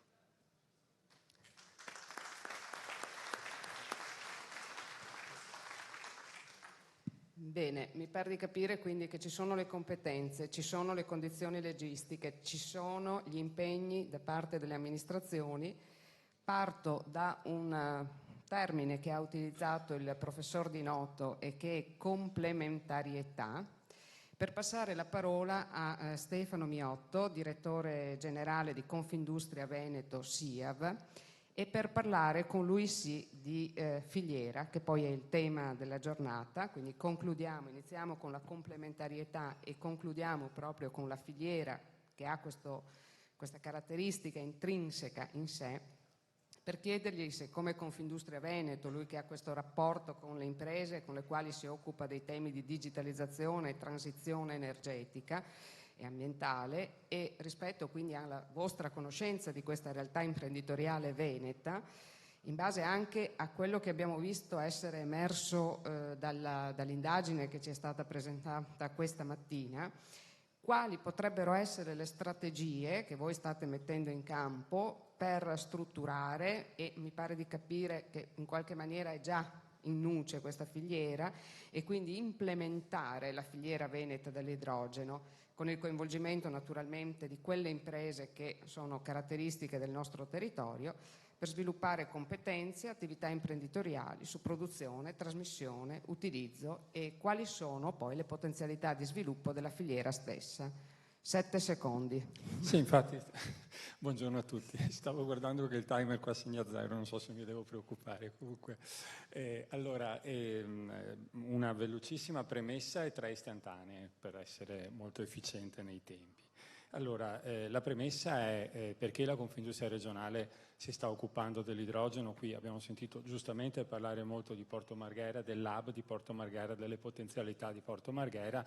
Noi siamo entrati fin da subito, fin prima della costituzione della Fondazione Venezia Capitale Mondiale della Sostenibilità, con un'idea regionale di costituire delle Hydrogen Valley. Sapete, il Veneto di fatto è una grandissima fabbrica in cui la prevalenza manifatturiera è evidente tra le nostre imprese, e quindi il fatto di poter avere dei centri di produzione di idrogeno, ovviamente verde, si parla soprattutto di questo, in alcuni dei distretti maggiormente energivori era ed è una grande prospettiva che può essere sicuramente evidenziata. Mi ha colpito, attendevo con ansia i risultati di questa survey, che però mi pare che abbiano un po' confermato le nostre visioni. Ci sono, e sono ancora alla veloce premessa, 2 fattori esogeni che fino a un certo punto possiamo controllare dal Veneto e probabilmente anche dall'Italia. Da un lato il prezzo, e lo abbiamo visto, anche se appunto le prospettive è un po', si innescherà un circolo virtuoso, più aumenteranno gli investimenti, insomma lo ricordava il Ministro, lo ricordava il Sindaco, più aumenterà sostanzialmente l'impatto di questi investimenti e più velocemente diminuirà il prezzo.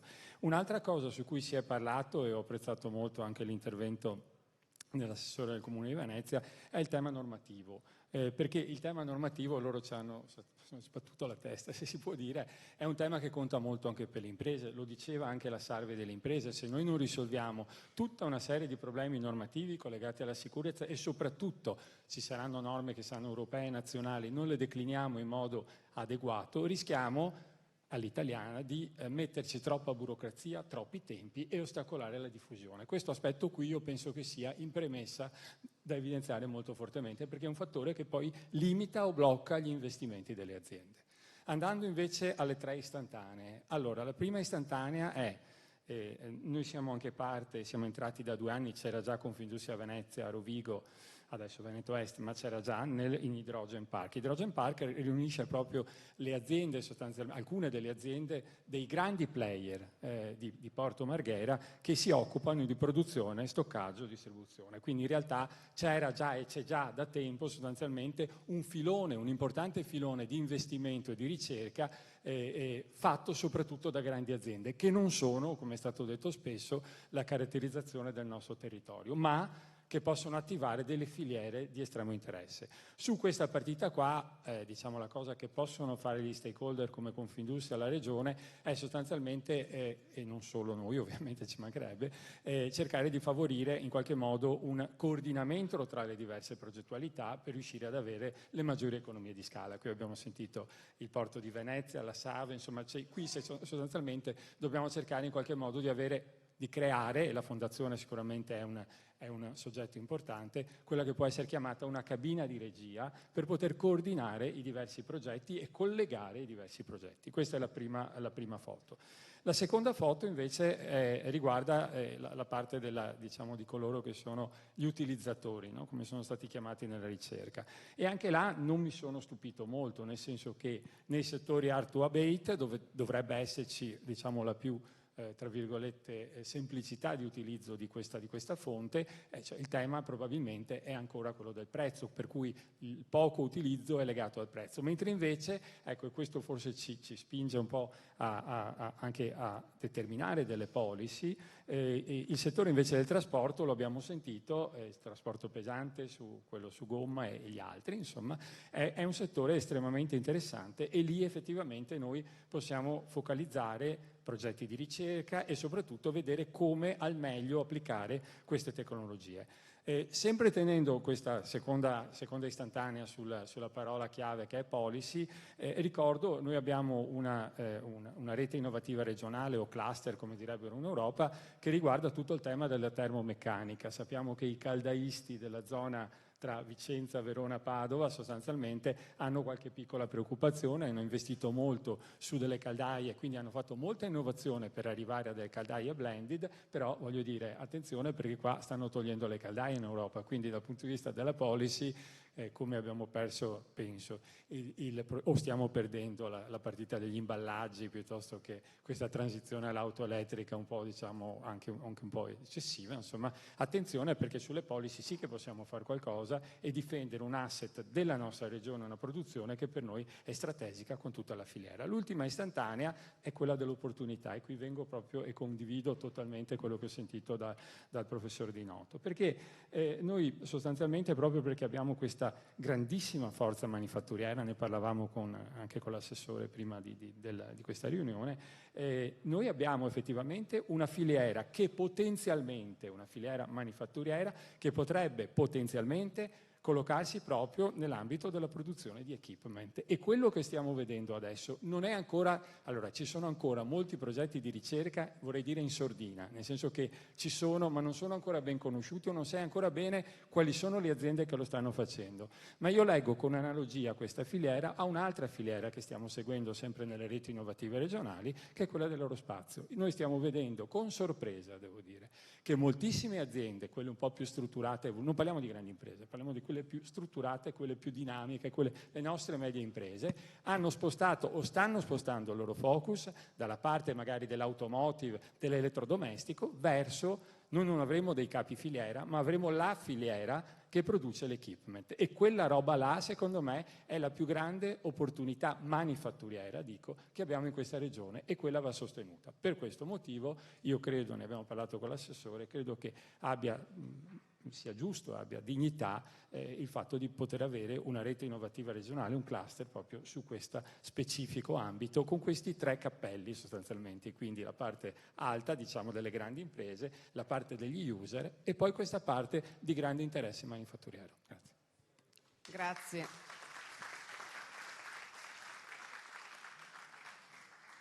Grazie al dottor Miotto. Direi che abbiamo sufficientemente dato un bel numero di spunti anche per gli interventi e per le tavole successive, che magari partendo proprio dalla nostra realtà locale ci diranno poi cosa avviene a livello nazionale e a livello europeo. Volevo però, prima di chiudere, l'assessore De Martin mi ha chiesto un attimo la parola, perché nell'elencare le tante buone prassi del Comune di Venezia forse vuole aggiungerne un'altra.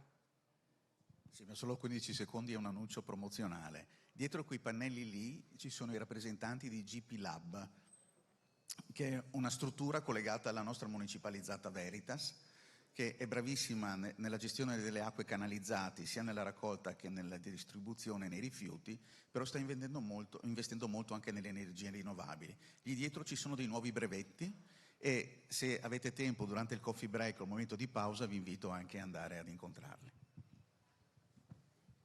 Grazie a tutti i relatori, e adesso lasciamo di nuovo la parola al dottor Costa. Grazie.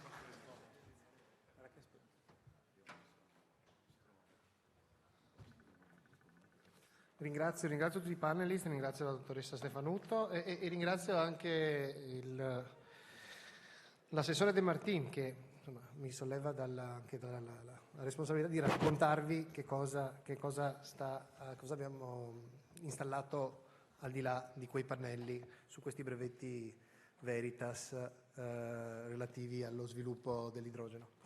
Il punto di vista locale adesso è sufficientemente chiaro e sufficientemente dinamico. Vediamo, chiamando il moderatore Pietro Romanin a tornare sul palco, apriamoci a quello che è invece il punto di vista nazionale di imprese e reti, per cui chiedo oltre a Pietro di avvicinarsi al ruolo di moderatore. Chiedo a Andrea Pisano, Head of Hydrogen Initiatives Energy Evolution di Eni e membro del Comitato Tecnico Scientifico della Fondazione, di raggiungerci sul palco, assieme all'ingegnere Paola Brunetto, che invece è collegata da remoto, che è l'Head of Hydrogen Business Unit di Enel, alla dottoressa, all'ingegnere Dina Lanzi, vicepresidente di Hydrogen Italia, capo dell'unità tecnica idrogeno di SNAM e mia collega peraltro. L'ingegner Gabriele Lucchesi, Hydrogen Director di Edison Next, e il professor Candido Fabrizio Pirri, coordinatore del Center for Sustainable Future Technologies, Centro per le tecnologie sostenibili e future dell'Istituto Italiano di Tecnologia. Grazie, ricordatevi solo una cosa, alle 3, facciamo in maniera diversa, alle 13:15 è previsto l'interruzione per il pranzo, per cui diciamo sta al vostro buon cuore riuscire a arrivare o a sforare. Grazie mille. Ci proveremo. Allora, magari, visto che abbiamo dato la prospettiva locale con questo ottimo panel, inizierei con Paola che è collegata, non so se riusciamo a dare un po' la connessione. Perfetto, quindi adesso cambiando un po' la pagina, vorremmo con questo panel, diciamo, molto rappresentativo delle realtà più importanti nel panorama dell'idrogeno a livello nazionale, vorremmo dare alla platea un po' la prospettiva, da un lato, di qual è un po' la vista di queste grandi realtà rispetto allo stato dell'idrogeno a livello di panorama italiano, e un po' anche le prospettive di loro come singola azienda, di qual è il contributo, la vista, il valore aggiunto che possono portare per costruire queste filiere, sicuramente in ambito Veneto, ma anche e forse ancora di più a livello di paese. Quindi magari Paola, se tu vuoi rompere il ghiaccio e dare un po' la prima prospettiva, e poi dopo giriamo ai colleghi in sala. Ok, grazie per avermi invitata e scusate per non essere presente lì con voi. Giusto un breve cappello, quindi se ne è già parlato tanto. L'idrogeno è fondamentale per la decarbonizzazione di alcuni usi finali dell'energia. In particolar modo si è parlato di aviazione, di settore marittimo, ma anche il settore dell'acciaio. Questi sono settori che non hanno altra soluzione di decarbonizzazione se non si usa l'idrogeno. Idrogeno che chiaramente, come diceva anche il ministro Pichetto Fratin, ci sono dei target importanti a livello europeo, ed è l'idrogeno verde, quindi idrogeno prodotto da elettrolisi alimentata da energia elettrica rinnovabile. E qual è il problema dell'idrogeno verde? È stato già detto, il problema è che costa tanto. Ma perché costa tanto? Costa tanto perché gli elettrolizzatori ancora non sono prodotti su larga scala, le fabbriche di elettrolizzatori sono ancora, diciamo, artigianali, se ne stanno costruendo, per fortuna si parla di gigafactory che si stanno installando, e questo sarà fondamentale per ridurre i costi di produzione di idrogeno verde. E l'altro motivo per cui l'idrogeno costa tanto è che per produrlo è necessaria tanta energia elettrica. Per produrre 1 chilogrammo di idrogeno sono necessari 55 kWh di energia elettrica oggi. Quindi è fondamentale l'innovazione per, da un lato, ridurre i costi, ma dall'altro ridurre la quantità di energia elettrica necessaria per produrre 1 chilo di idrogeno, quindi aumentare l'efficienza degli elettrolizzatori. E quindi cosa stiamo facendo noi come Enel affinché ciò avvenga e quindi si acceleri la riduzione dei costi di produzione dell'idrogeno verde? Da un lato stiamo sviluppando dei progetti insieme a partner importanti, stiamo lavorando con Eni per realizzare progetti per la produzione di idrogeno verde che verrà utilizzato nelle loro raffinerie, in particolare a Taranto e a Gela. Quindi sono dei progetti finanziati all'interno di IPCEI Hydrogen to Use, che chiaramente supporteranno l'industria e lo scale up dell'industria. Stiamo anche facendo un progetto con Zaras in Sardegna, un elettrolizzatore da 20 megawatt, sempre con lo stesso obiettivo di sostituire l'idrogeno grigio con idrogeno verde e con l'obiettivo di chiaramente stimolare il settore. Anche questo progetto è finanziato all'interno di IPCEI Hydrogen to Use.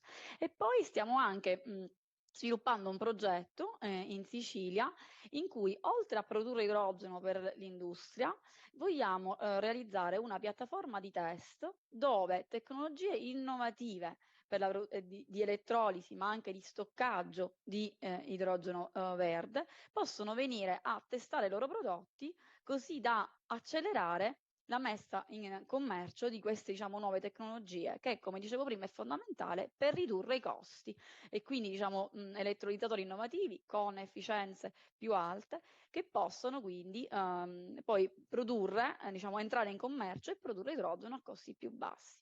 Quindi questo è un pochino il contributo di Enel, e affinché quindi si sviluppi questo mercato, cosa è fondamentale, cosa serve affinché anche in Italia, diciamo, diventi un importante diciamo, produttore di idrogeno verde. Sicuramente è necessario avere impianti rinnovabili, perché, diciamo, è fondamentale che l'energia elettrica sia rinnovabile, che siano impianti, diciamo, rinnovabili addizionali. È fondamentale uno schema di supporto che, oltre a coprire i capex di questi impianti, copra anche, diciamo, l'opex, che, come dicevo, ha un effetto importante sul costo finale dell'energia elettrica e dell'idrogeno, che è appunto l'energia elettrica. E poi sono anche importanti diciamo, degli strumenti regolatori e tecnologici che permettono di gestire i requisiti per definire l'idrogeno come verde, ad esempio la correlazione oraria, che è uno dei requisiti dell'atto delegato che definisce l'idrogeno verde, che richiede appunto addizionalità, correlazione temporale e correlazione geografica. Quindi, diciamo, queste sono le basi affinché si sviluppi questo mercato, e noi come Enel stiamo facendo dei progetti affinché si acceleri soprattutto l'abbattimento dei costi. Grazie mille Paola.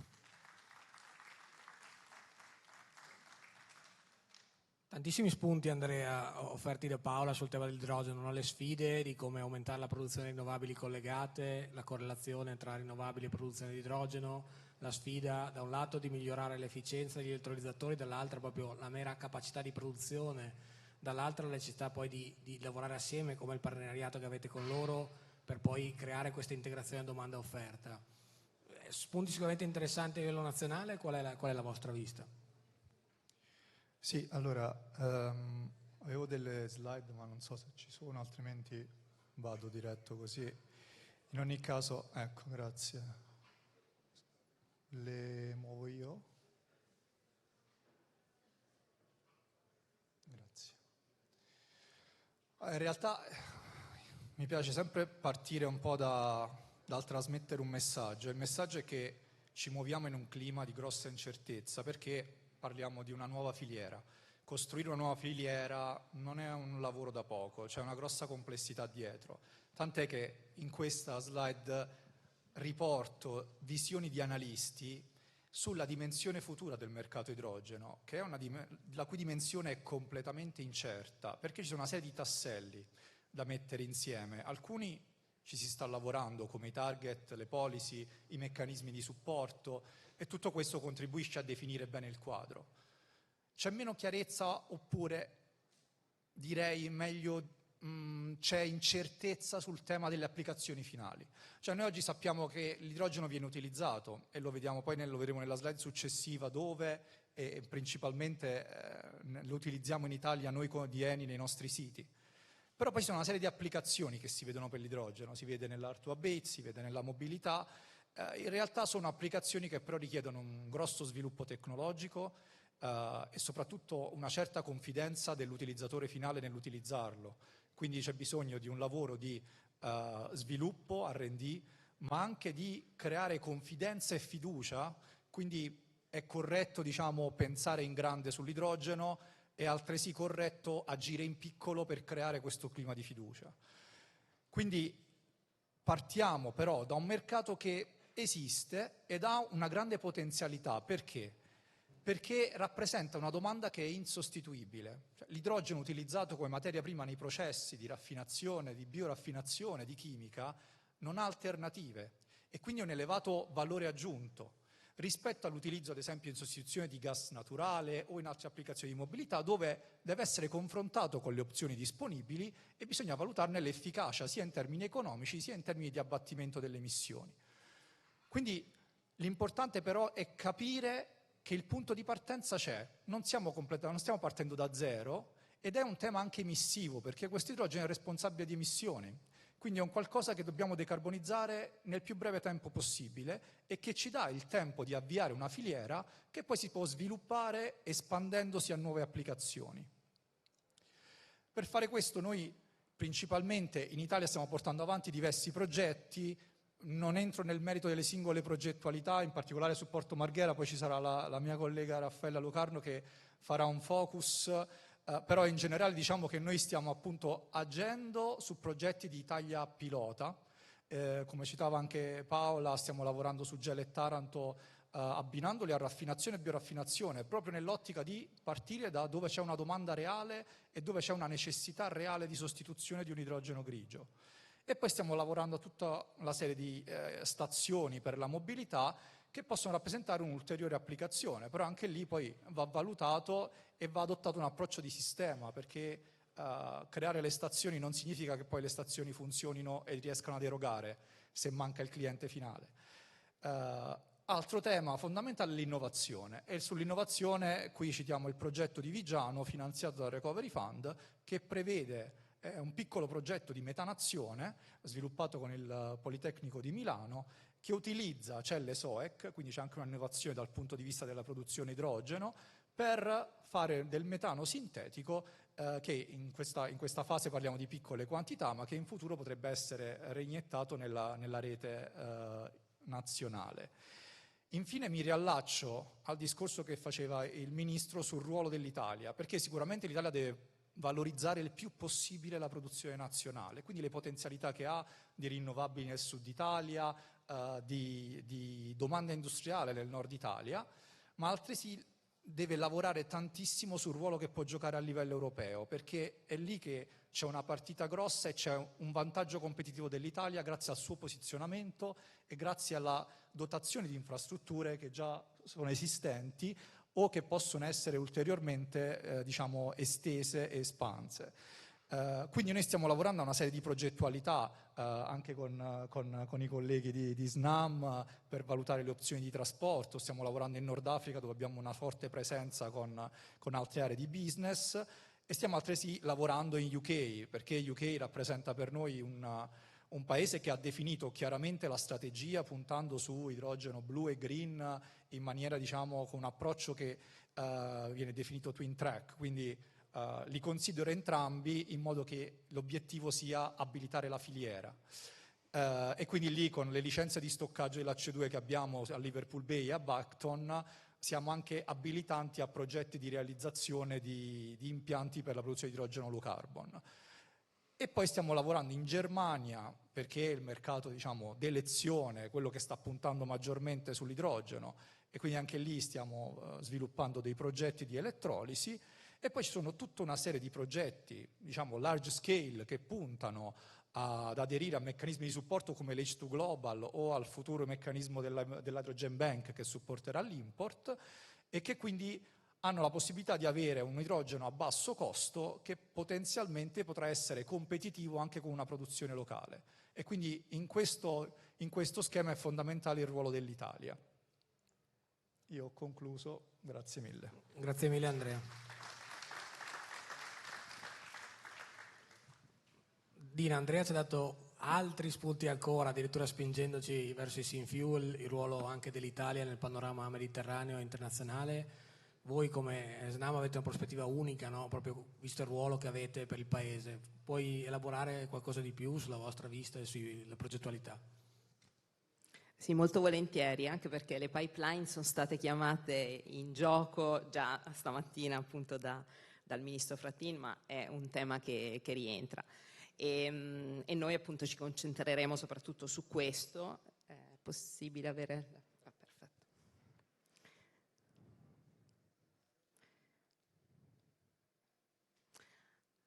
Ecco qua, la prima è solo di presentazione. Quello che mi interessa indicare qui è, a parte i numeri di Snam, a parte che appunto è il più grande operatore infrastrutturale europeo, ma mi interessa soprattutto la visione integrata, cioè un operatore che lavora sul trasporto, sullo stoccaggio e sul GNL, sulla rigassificazione.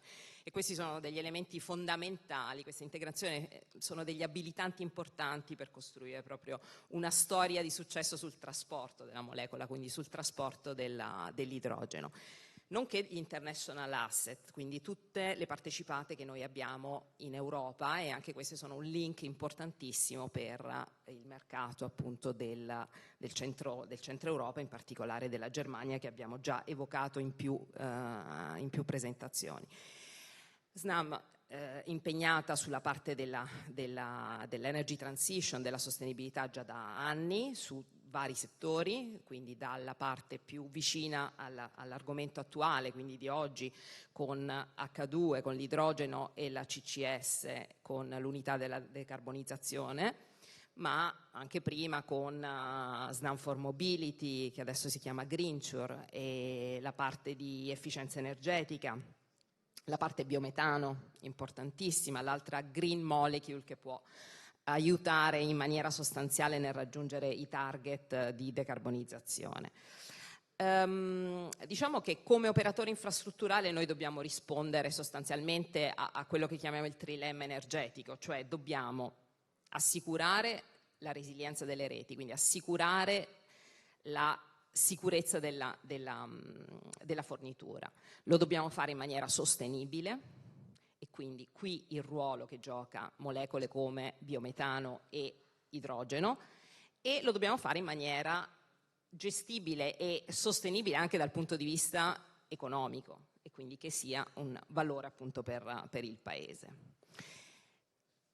Abbiamo parlato, non noi, ma ne ha parlato anche il Ministro, appunto del ruolo che possono giocare le infrastrutture, quindi io mi concentrerei soprattutto su questo. Noi abbiamo 33.000 chilometri di pipeline in Italia, che sono un asset importantissimo, e la prima cosa che ci siamo chiesti ormai qualche anno fa è se queste pipeline potevano in qualche modo dare un contributo sostanziale al mercato, allo sviluppo del mercato dell'idrogeno, provvedendo a garantire il trasporto a prezzo competitivo, e quindi diciamo non andando a gravare il costo di produzione dell'idrogeno, che abbiamo già visto che deve fronteggiare delle sfide importanti per abbassare appunto i costi di produzione, con anche il costo dell'idrogeno. Quindi il costo di trasporto attraverso la pipeline diciamo che ha un costo residuale molto inferiore appunto al costo di produzione, quindi aiuta particolarmente lo sviluppo di un'economia a idrogeno. Cosa abbiamo fatto quindi noi? Il primo step è stato sulle pipeline, quindi abbiamo verificato la compatibilità delle nostre pipeline con il trasporto del 100% di idrogeno, quindi se potevamo utilizzare l'infrastruttura per trasportare idrogeno puro, e abbiamo visto che praticamente tutta l'infrastruttura è pronta al trasporto dell'idrogeno puro. In alcuni casi, il 30% delle pipeline, occorre un abbassamento di pressione, ma il 70% è pronta a trasportare idrogeno anche alla pressione che utilizziamo oggi. Questo è un lavoro che abbiamo fatto prima internamente, ed ora la stiamo conducendo con Rina per avere anche la certificazione di un ente terzo su questa trasportabilità dell'idrogeno attraverso pipeline. Poi ci siamo dedicati alle centrali di compressione. Le centrali di compressione per trasportare idrogeno puro vanno sostituite. La buona notizia però è che se invece vogliamo passare da una fase di blending iniziale per abilitare il mercato, le nostre centrali di compressione sono già pronte a elaborare fino al 10% di idrogeno, senza alcuna modifica sostanziale delle centrali stesse. Poi è toccato al tema dello stoccaggio, quindi lo stoccaggio nei siti depletati. Noi stocchiamo, diciamo che continuità stagionale allo stato attuale del gas è garantita dai siti depletati, cioè da ex campi di produzione di gas che vengono utilizzati l'estate per immagazzinare il surplus di gas naturale che arriva dalle importazioni e viene liberato durante l'inverno per andare a coprire i picchi di domanda. La stessa cosa ci piacerebbe farlo sull'idrogeno, perché riteniamo che, è stato citato anche prima, il tema dello stoccaggio stagionale sia un tema importantissimo, perché più sarà la penetrazione delle rinnovabili e più dobbiamo trovare il modo di andare a stoccare l'energia che verrà prodotta in maniera molto molto maggiore nei periodi, soprattutto se si parla di rinnovabili e fotovoltaiche, soprattutto nel periodo estivo. E quindi è cruciale riuscire a trovare delle tecnologie che possano stoccare idrogeno per lunghi periodi, idrogeno stagionale. E quale migliore tecnologia di quello che lo fa già ad oggi? Cioè oggi lo facciamo col gas naturale. Lavoriamo inoltre, diciamo, anche come abilitatore, diciamo, di sistema sugli utilizzi finali, e quindi abbiamo dei progetti, poi magari li scorreremo velocemente, giusto per darvi un'idea di cosa si fa con l'idrogeno, cosa si può fare con l'idrogeno, con utilizzatori finali.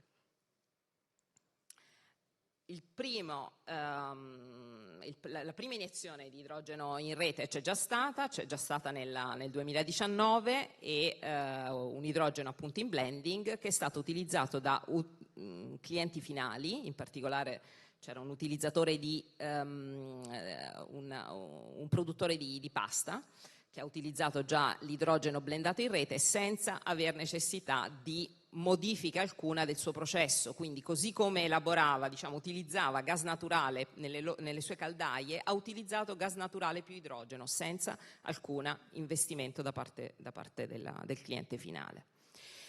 E questi sono degli esempi su cosa si può fare con l'idrogeno. Noi come abilitatore abbiamo preso parte a questi progetti sin dall'inizio, quindi abbiamo fatto un progetto fino al 30% di idrogeno in una forgeria, abbiamo lavorato con Rina e Bormioli sul vetro, sulla ceramica, con Tenaris sull'acciaio. Abbiamo, diciamo, avviato tutta una serie di sperimentazioni sugli utilizzi finali. E ultimo arrivato, diciamo, è qualcosa di recente. Proprio per abilitare questo mercato degli utenti finali abbiamo anche un elettrolizzatore da mezzo megawatt che possiamo, diciamo, è portatile, nel senso che si può portare sul sito dell'utente finale per testare l'utilizzo di idrogeno direttamente in campo. Ma tornerei comunque sul tema centrale della presentazione, che è la nostra infrastruttura idrogeno. Ecco come si presenterebbe la nostra infrastruttura idrogeno. Quindi diciamo va da Mazzara del Vallo a Tarvisio e Passo Gries. Il 70% di questa infrastruttura idrogeno, della backbone italiana dell'idrogeno, è retrofittata. Quindi cosa vuol dire? Si utilizza l'infrastruttura gas, e i costi quando si utilizza l'infrastruttura gas rispetto a costruirne una nuova sono decisamente inferiori, addirittura un terzo dei costi dell'infrastruttura. E poi stiamo sviluppando anche i campi di stoccaggio, così come ho detto prima. Eccolo qui il South H2 Corridor, che ha introdotto il ministro Pichetto Fratin nel suo intervento. È una partnership che abbiamo con i nostri omologhi austriaci e bavaresi, per portare appunto l'idrogeno verde prodotto in Nord Africa fino ai centri di consumo del centro Europa. Per darvi un'idea delle potenzialità di questo corridor, potrebbe coprire il 20% dei 10 milioni di tonnellate annue che sono previste in import per l'Europa, da piano appunto di Repower EU. Quindi con questa backbone andremo a coprire il 20% della necessità di import europea. Un altro proprio due parole sulla parte stoccaggio, perché come dicevo prima è un elemento abilitante fondamentale nell'economia dell'idrogeno, se vogliamo appunto che abbia un ruolo simile a quello del gas naturale adesso. Quindi perché riteniamo che lo stoccaggio geologico sia così interessante? Perché su periodi molto lunghi ha dei costi estremamente competitivi rispetto a qualunque altro tipo di stoccaggio e quindi diciamo è un po' l'abilitatore che ancora una volta consente di avviare un mercato idrogeno con costi competitivi, perché non aggrava il sistema di costi importanti per lo stoccaggio dell'energia e la futura produzione poi di idrogeno dall'energia stoccata. Abilitare un sito di stoccaggio è comunque qualcosa di importante, ci stiamo lavorando da un paio d'anni e che va dalle analisi mineralogiche a microbiologiche, modellistiche, ma puntiamo a fare anche qui un test in campo in uno dei nostri giacimenti, a iniettare percentuali crescenti di idrogeno all'interno, quindi un vero e proprio pilota. Le ultime due parole le dedico all'Associazione Italiana H2IT, di cui sono vicepresidente, e che vi fanno capire come negli ultimi anni c'è stato un interesse estremo sull'idrogeno che ha portato l'associazione da 47 associati nel 2020 a 139 nel 2023. Chiaramente questa associazione raccoglie gli addetti ai lavori, chi sta lavorando di più sul tema dell'idrogeno, e quindi vi lascio con qui c'è l'elenco un po' dei partecipanti, ma vi lascio con una slide che credo sia significativa su un osservatorio che ha fatto H2IT sui suoi partecipanti, quindi sugli addetti ai lavori, cosa chiedono gli addetti ai lavori per abilitare il mercato. Sostanzialmente chiedono la definizione di un framework regolatorio chiaro a livello italiano a lungo termine, in modo anche da sbloccare i capitali privati, perché con una visione più ampia rispetto all'attuale, nonché chiaramente delle iniziative per supportare, almeno in fase iniziale, i costi che dicevamo di produzione elevati per l'idrogeno, legati principalmente al fattore tecnologico, ma quello come diceva anche il professore del precedente panel, lo stiamo risolvendo e possiamo risolverlo, e il tema invece dell'energia che serve, quindi un supporto per fare in modo che gravi meno sul costo finale dell'idrogeno. Io chiudo qui e vi ringrazio ancora. Grazie mille Dina, altri spunti super interessanti appunto sul potenziale dell'idrogeno, su come appunto facendo sistema le potenzialità per l'Italia siano molto alte. Gabriele, una grande utility come Edison, utility plus fate tante cose, è una prospettiva interessante da aggiungere a quelle dei colleghi. Qual è la vostra vista, prospettive, progettualità? Volentieri, buongiorno a tutti. Tanto abbiamo un tesoretto, io e il collega Pirri, discreto, quindi però andrò rapidamente. Siamo stati bravi. Siete stati bravissimi. Allora, slide istituzionale di presentazione. Allora, l'idrogeno è sviluppato da Edison Next, che è la società del gruppo Edison la più grossa che abbiamo, proprio che è attiva su tutte le tematiche di transizione energetica e decarbonizzazione. Al di là della istituzionalità della slide, questo mi serve a far vedere che l'idrogeno è uno dei vettori della decarbonizzazione e della transizione energetica. Noi stiamo guardando con interesse ad altri ed entra nel mix che vogliamo portare avanti a seconda, perché le soluzioni di decarbonizzazione e di transizione non sono uniche, vanno ottimizzate e adattate al progetto, all'interlocutore, eccetera. Quindi questo è il primo messaggio. Noi vogliamo essere una piattaforma di approccio integrale. E sull'idrogeno l'abbiamo da tempo sul radar e ci crediamo. Ci crediamo perché è perfettamente sinergico quello che Edison ha sempre fatto e sta facendo, cioè produrre energia e venderla. La molecola di idrogeno non è differente dalla molecola di gas, dalla molecola di GNL e dall'elettrone. In più abbiamo una posizione di mercato nelle energie rinnovabili, siamo dei primi operatori, quindi ci mette evidentemente con un asset, quando si parla di idrogeno verde, un asset in casa di produzione che evidentemente mettiamo a frutto in questo senso. Siamo impegnati, quindi cercherò di dare anche degli esempi concreti, no? Ci crediamo perché siamo concretamente impegnati su una serie di progetti, un po' in tutti i settori, anche a livello geografico nazionale, da nord a sud. Uno dei progetti di riferimento è sicuramente quella di Hydrogen Valley Pugliese, un progetto molto grosso, sono 160 megawatt di produzione di idrogeno su 2 poli, Brindisi e Taranto, destinato alla decarbonizzazione in primis del settore industriale, in primis della Ilva di Taranto. Quindi progetto complesso, ambizioso, ma assolutamente per noi importante in questo senso. Altri progetti, abbiamo una serie di cluster di collaborazione con industriali e nella mobilità, nel settore ceramico, nel settore del petrolchimico, nel settore dell'acciaio e anche siamo molto attivi nella mobilità perché anche pone dal punto di vista della fattibilità tecnico-economica delle riflessioni diverse rispetto all'industriale. Adesso poi vi darò qualche esempio.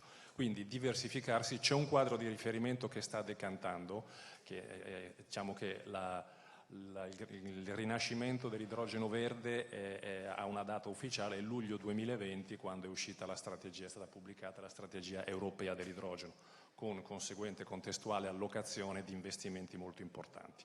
Noi avevamo l'idrogeno dapprima sul radar e vi specificherò come, e quindi insomma in questo momento la normativa, il quadro di riferimento sta decantando, ci sono ancora dei passi da fare, vogliamo essere presenti un po' in tutti i settori per poi essere pronti a cogliere le opportunità che si presenteranno. 2 o 3 focus, questa è la Puglia, appunto sono 160 megawatt di elettrolisi, una produzione complessiva di 250 milioni di idrogeno. Questo è un progetto atipico nel senso che già una Hydrogen Valley pronta, impacchettata, perché di queste dimensioni evidentemente si traina dietro immediatamente tutta la necessità di indotto, di servizi e di ricadute sul territorio molto importanti. E su questa abbiamo già costituito la società di sviluppo del progetto che sta lavorando al suo sviluppo. Un altro progetto di riferimento, siamo i realizzatori di questo gruppo Graniti Fiandre in Emilia Romagna, nel distretto della ceramica, un progetto da 1 megawatt, però mediamente i progetti che noi seguiamo in Italia non hanno dimensioni importanti, nel senso non sono le decine, ne abbiamo qualcuno, però crediamo che sia come nei grossi progetti costituiscono sicuramente un elemento di interesse per il territorio perché già configurano delle tematiche ampie a livello regionale di Hydrogen Valley, ma crediamo altrettanto anche nei progetti, chiamo virgolette, più piccoli perché costituiscono proprio il cluster una volta che vengano realizzati o ci sia la prospettiva concreta che vengano realizzati, che innescano una serie di un processo virtuoso di interesse, si dà col territorio, si può parlare con la mobilità urbana, con altri industriali. Quindi diamo uguale importanza, diciamo, sia a quelli il fondo scala basso che quelli grandi. Questo è un altro progetto quindi in cui stiamo portando avanti e dovrebbe partire per il 2025-26. Ecco, andiamo un attimo sul Veneto. Sul Veneto, siamo anche qua, segnalo in particolare un paio di iniziative molto importanti.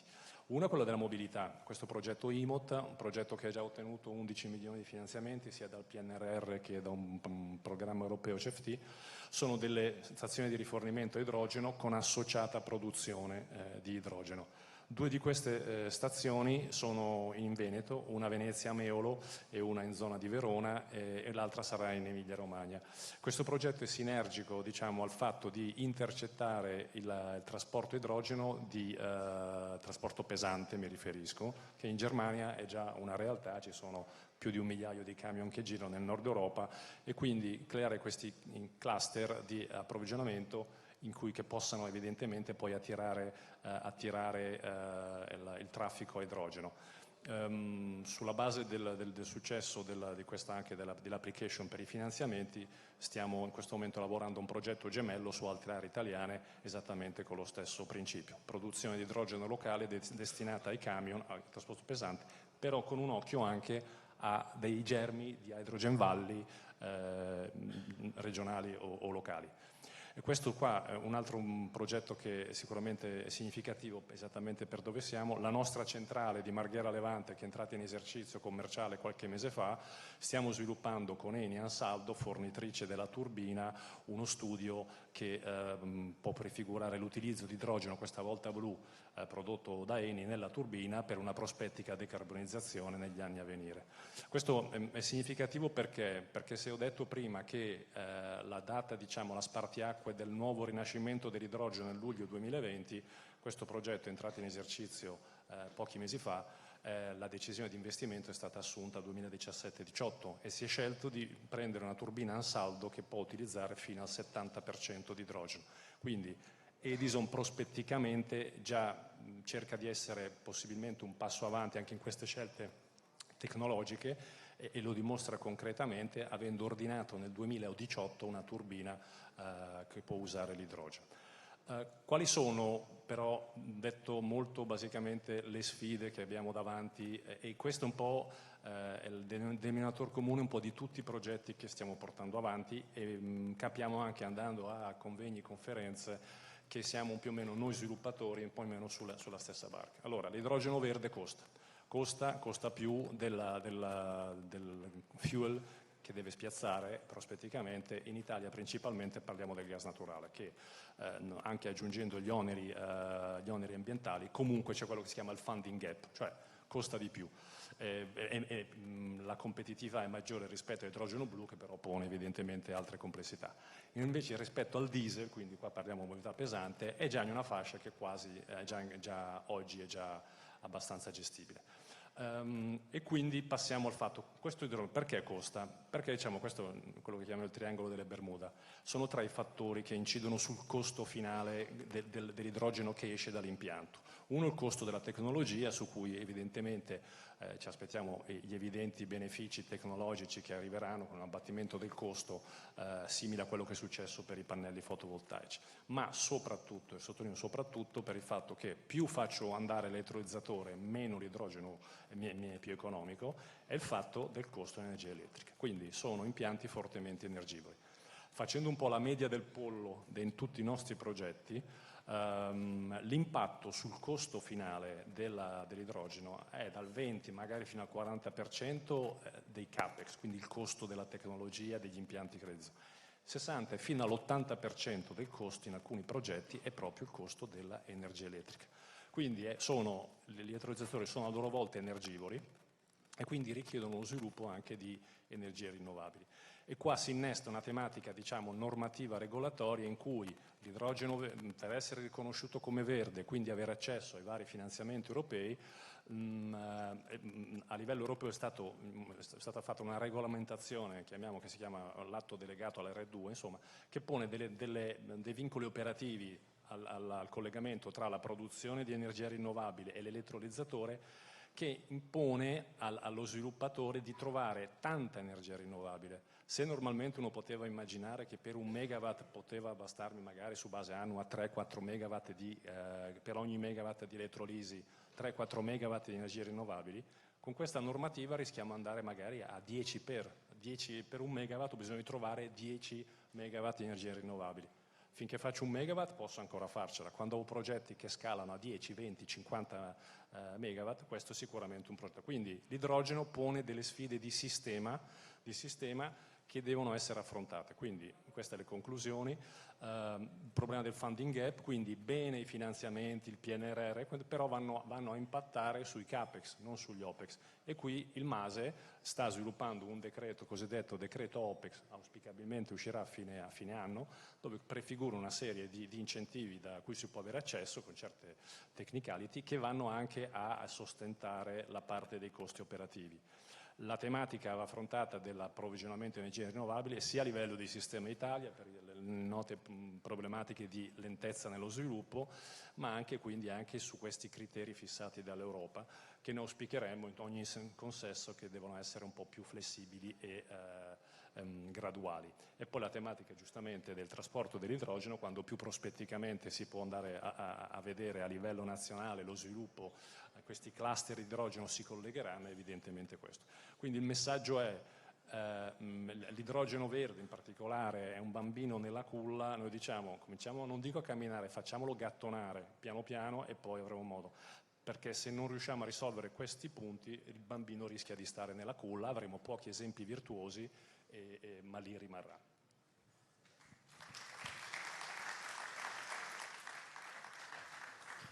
Grazie mille per questi spunti con progettualità concrete e tra l'altro insomma, suggerimenti anche prospettici molto coerenti con gli intenti di Dina, di Andrea. Fabrizio, dal vostro osservatorio privilegiato, no? Come Istituto Italiano di Tecnologia, qual è un po' la vostra vista, no? Sullo stato dell'idrogeno oggi a livello italiano e un po' anche raccogliendo gli spunti che le aziende hanno fornito, un po' la vista anche prospettica? Buongiorno a tutti. Ultimo ostacolo prima del pranzo. Di fatto l'Istituto Italiano di Tecnologie è un po' un antesignano della problematica sostenibilità. Cosa vuol dire? Che nel lontano 2015, subito dopo gli accordi di Parigi, decise di aprire un centro ubicato a Torino concentrato sulle tematiche sostenibilità che allora erano prevalentemente affrontare il problema della CO2, no? Quindi catturarla e valorizzarla in qualche modo. Da questo germe, attraverso finanziamenti regionali, finanziamenti ministeriali e da ultimo finanziamenti PNRR, lentamente le tematiche si sono allargate, basandosi su quelli che secondo l'Istituto sono 4 assi essenziali della ricerca di base, che deve diventare ricerca applicata e deve arrivare fino alla prototipazione, proprio per poter aiutare l'industria nazionale, soprattutto la medio-piccola, no, a dare origine a quella componentistica che si citava, lo citavano i politici, lo citavano i tecnici, no, che ci permetterebbe in qualche modo di vendere non idrogeno, non combustibile, no, o meglio non solo idrogeno, non solo combustibile, non solo energia, ma soprattutto componentistica e impiantistica, che in qualche modo mi dicono essere il fiore all'occhiello dell'Italia degli anni 50, no? Quando si andava in giro per il mondo a costruire impianti di vario genere e natura, spesso e volentieri connesse con l'energia. I 4 assi sono il tema idrogeno, quindi produzione, stoccaggio e distribuzione, utilizzo e le implicazioni che hanno sotto il profilo dei materiali e delle tecnologie, la cattura della CO2, lo stoccaggio e la sua valorizzazione, di nuovo lì entra il tema idrogeno, perché comunque nella modificazione della CO2 o dei waste base carbonio l'idrogeno è un tassello importante, e poi il fatto che comunque l'energia elettrica dovrà comunque essere stoccata sempre sotto forma di energia elettrica, quindi le batterie non finiranno di essere importanti, e il management dell'energia. Perché il management dell'energia? Banalmente perché questo è lo scenario dell'energia elettrica del futuro. Ci sarà una forte interconnessione fra distribuzione gas e distribuzione dell'energia elettrica, e quindi un flusso continuo di energia da una forma all'altra, dalla forma energia elettrica alla forma energia chimica. Ci sarà un'impiantistica dove probabilmente l'energia elettrica verrà immessa in modo distribuito in più punti, se il rinnovabile distribuito diventa un mercato importante, e potrebbe funzionare anche sotto il profilo dell'idrogeno, se effettivamente l'idrogeno potrà essere prodotto in più sedi utilizzando l'energia rinnovabile dal nord al sud dell'Italia o nell'Europa nel suo complesso, a cui si aggiungono i grandi flussi dal sud al nord e dal nord al sud, e dall'est all'ovest, che in qualche modo sono quelli che l'Europa sta pensando. Ora, in questo schema l'idrogeno costituisce per l'Istituto sicuramente un tassello essenziale su cui svolgere attività di ricerca, dando per scontato, ma lo si è detto fino adesso, che qualcuno produrrà energia a basso costo. Senza l'energia a basso costo, energia rinnovabile, quindi idroelettrico, sole, vento e maree, e anche energia nucleare, che ormai ha raggiunto un livello di stabilità, concordo con l'opinione del Ministro, ha raggiunto una stabilità in qualche modo ragionevole ormai da essere rimmessa sul mercato. Senza energia rinnovabile a basso costo, ho visto la statistica che ha proiettato, no? 60-80 è il peso dell'energia sulla produzione dell'idrogeno o in qualche modo sulla possibilità di modificare elettrochimicamente i waste, tipo la CO2. Però 20-40 è la necessità di introdurre nuova tecnologia e nuovi materiali. L'istituto ha sviluppato un laboratorio a Torino dedicato alla sostenibilità, quindi ai 4 assi. Questo laboratorio è stato potenziato all'interno di un parco dell'ambiente costruito completamente dalla Regione. Il laboratorio è stato potenziato attraverso il PNRR. L'istituto, dapprima da solo e poi attraverso il PNRR, ha deciso di sviluppare 4.000 metri quadri di laboratorio su questi 4 assi portanti, 4.000 metri quadri di laboratorio che sono in grado di sviluppare, oltre che ricerca di base applicata, dei prototipi prevalentemente legati alla sostenibilità energetica, oltre che alla circolarità, ma poi diventano discorsi molto connessi. E la carrellata che volevo fare è la dimensione di questi laboratori. Probabilmente gli istituti nazionali, Istituto Italiano di Tecnologia, ma anche il CNR, sono in grado di concentrare le loro risorse, cosa che a volte l'accademia, io provengo da un'accademia, riesce a fare con molta più difficoltà. E quindi 4.000 metri quadri di laboratori dove si sintetizzano nuovi materiali fino a quantitativi sufficienti per prototipare dispositivi, si sviluppano e si assemblano sistemi elettrochimici e di caratterizzazione, si possono caratterizzare impianti tipici dell'idrogeno su scala prossima all'industrializzazione, quindi elettrolizzatori di parecchie centinaia di kilowatt, fuel cell di parecchie centinaia di kilowatt, si testano materiali e l'usura dei materiali in interazione con quelli che saranno i fluidi e i gas della transizione energetica, quindi idrogeno, CO2, ammoniaca, e per la refrigerazione delle centrali nucleari piombo e fluorurati. Si testano compatibilità del sottosuolo in collaborazione con la società SNAM.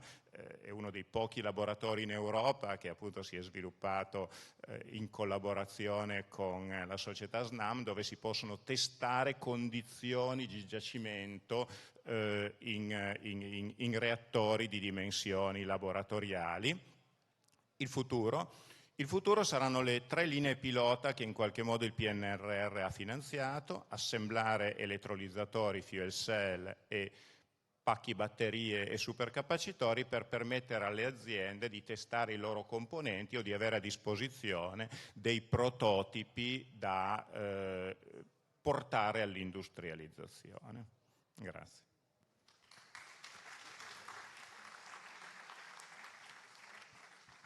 Grazie mille Fabrizio. A questo punto magari diamo indietro il testimone ad Alessandro per illustrarci il pomeriggio e quello che viene. Grazie Pietro, grazie a tutti quanti. Vi ringrazio soprattutto per la pazienza e più che altro vi dico che avete facoltà, dopo aver sentito e essere rimasti qui così pazienti e attenti alle discussioni per tutto questo tempo, vi siete meritati un doveroso break a pranzo. Solo 2 elementi velocissimi di carattere, chiamiamolo organizzativo, per questo pomeriggio. Questo pomeriggio avremo 3 sessioni.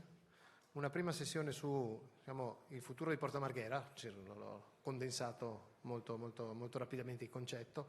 Una seconda sessione invece che guarda quella che è la dimensione internazionale delle dinamiche dell'idrogeno, per capire anche un po' come si calano dal contesto locale che abbiamo esplorato a quello nazionale e così via, a un quadro più ampio. E una terza ed ultima sessione invece dedicata a una serie di casi pratici, quindi una serie di aziende venete che presentano le loro iniziative anche a seconda del diverso livello di maturazione.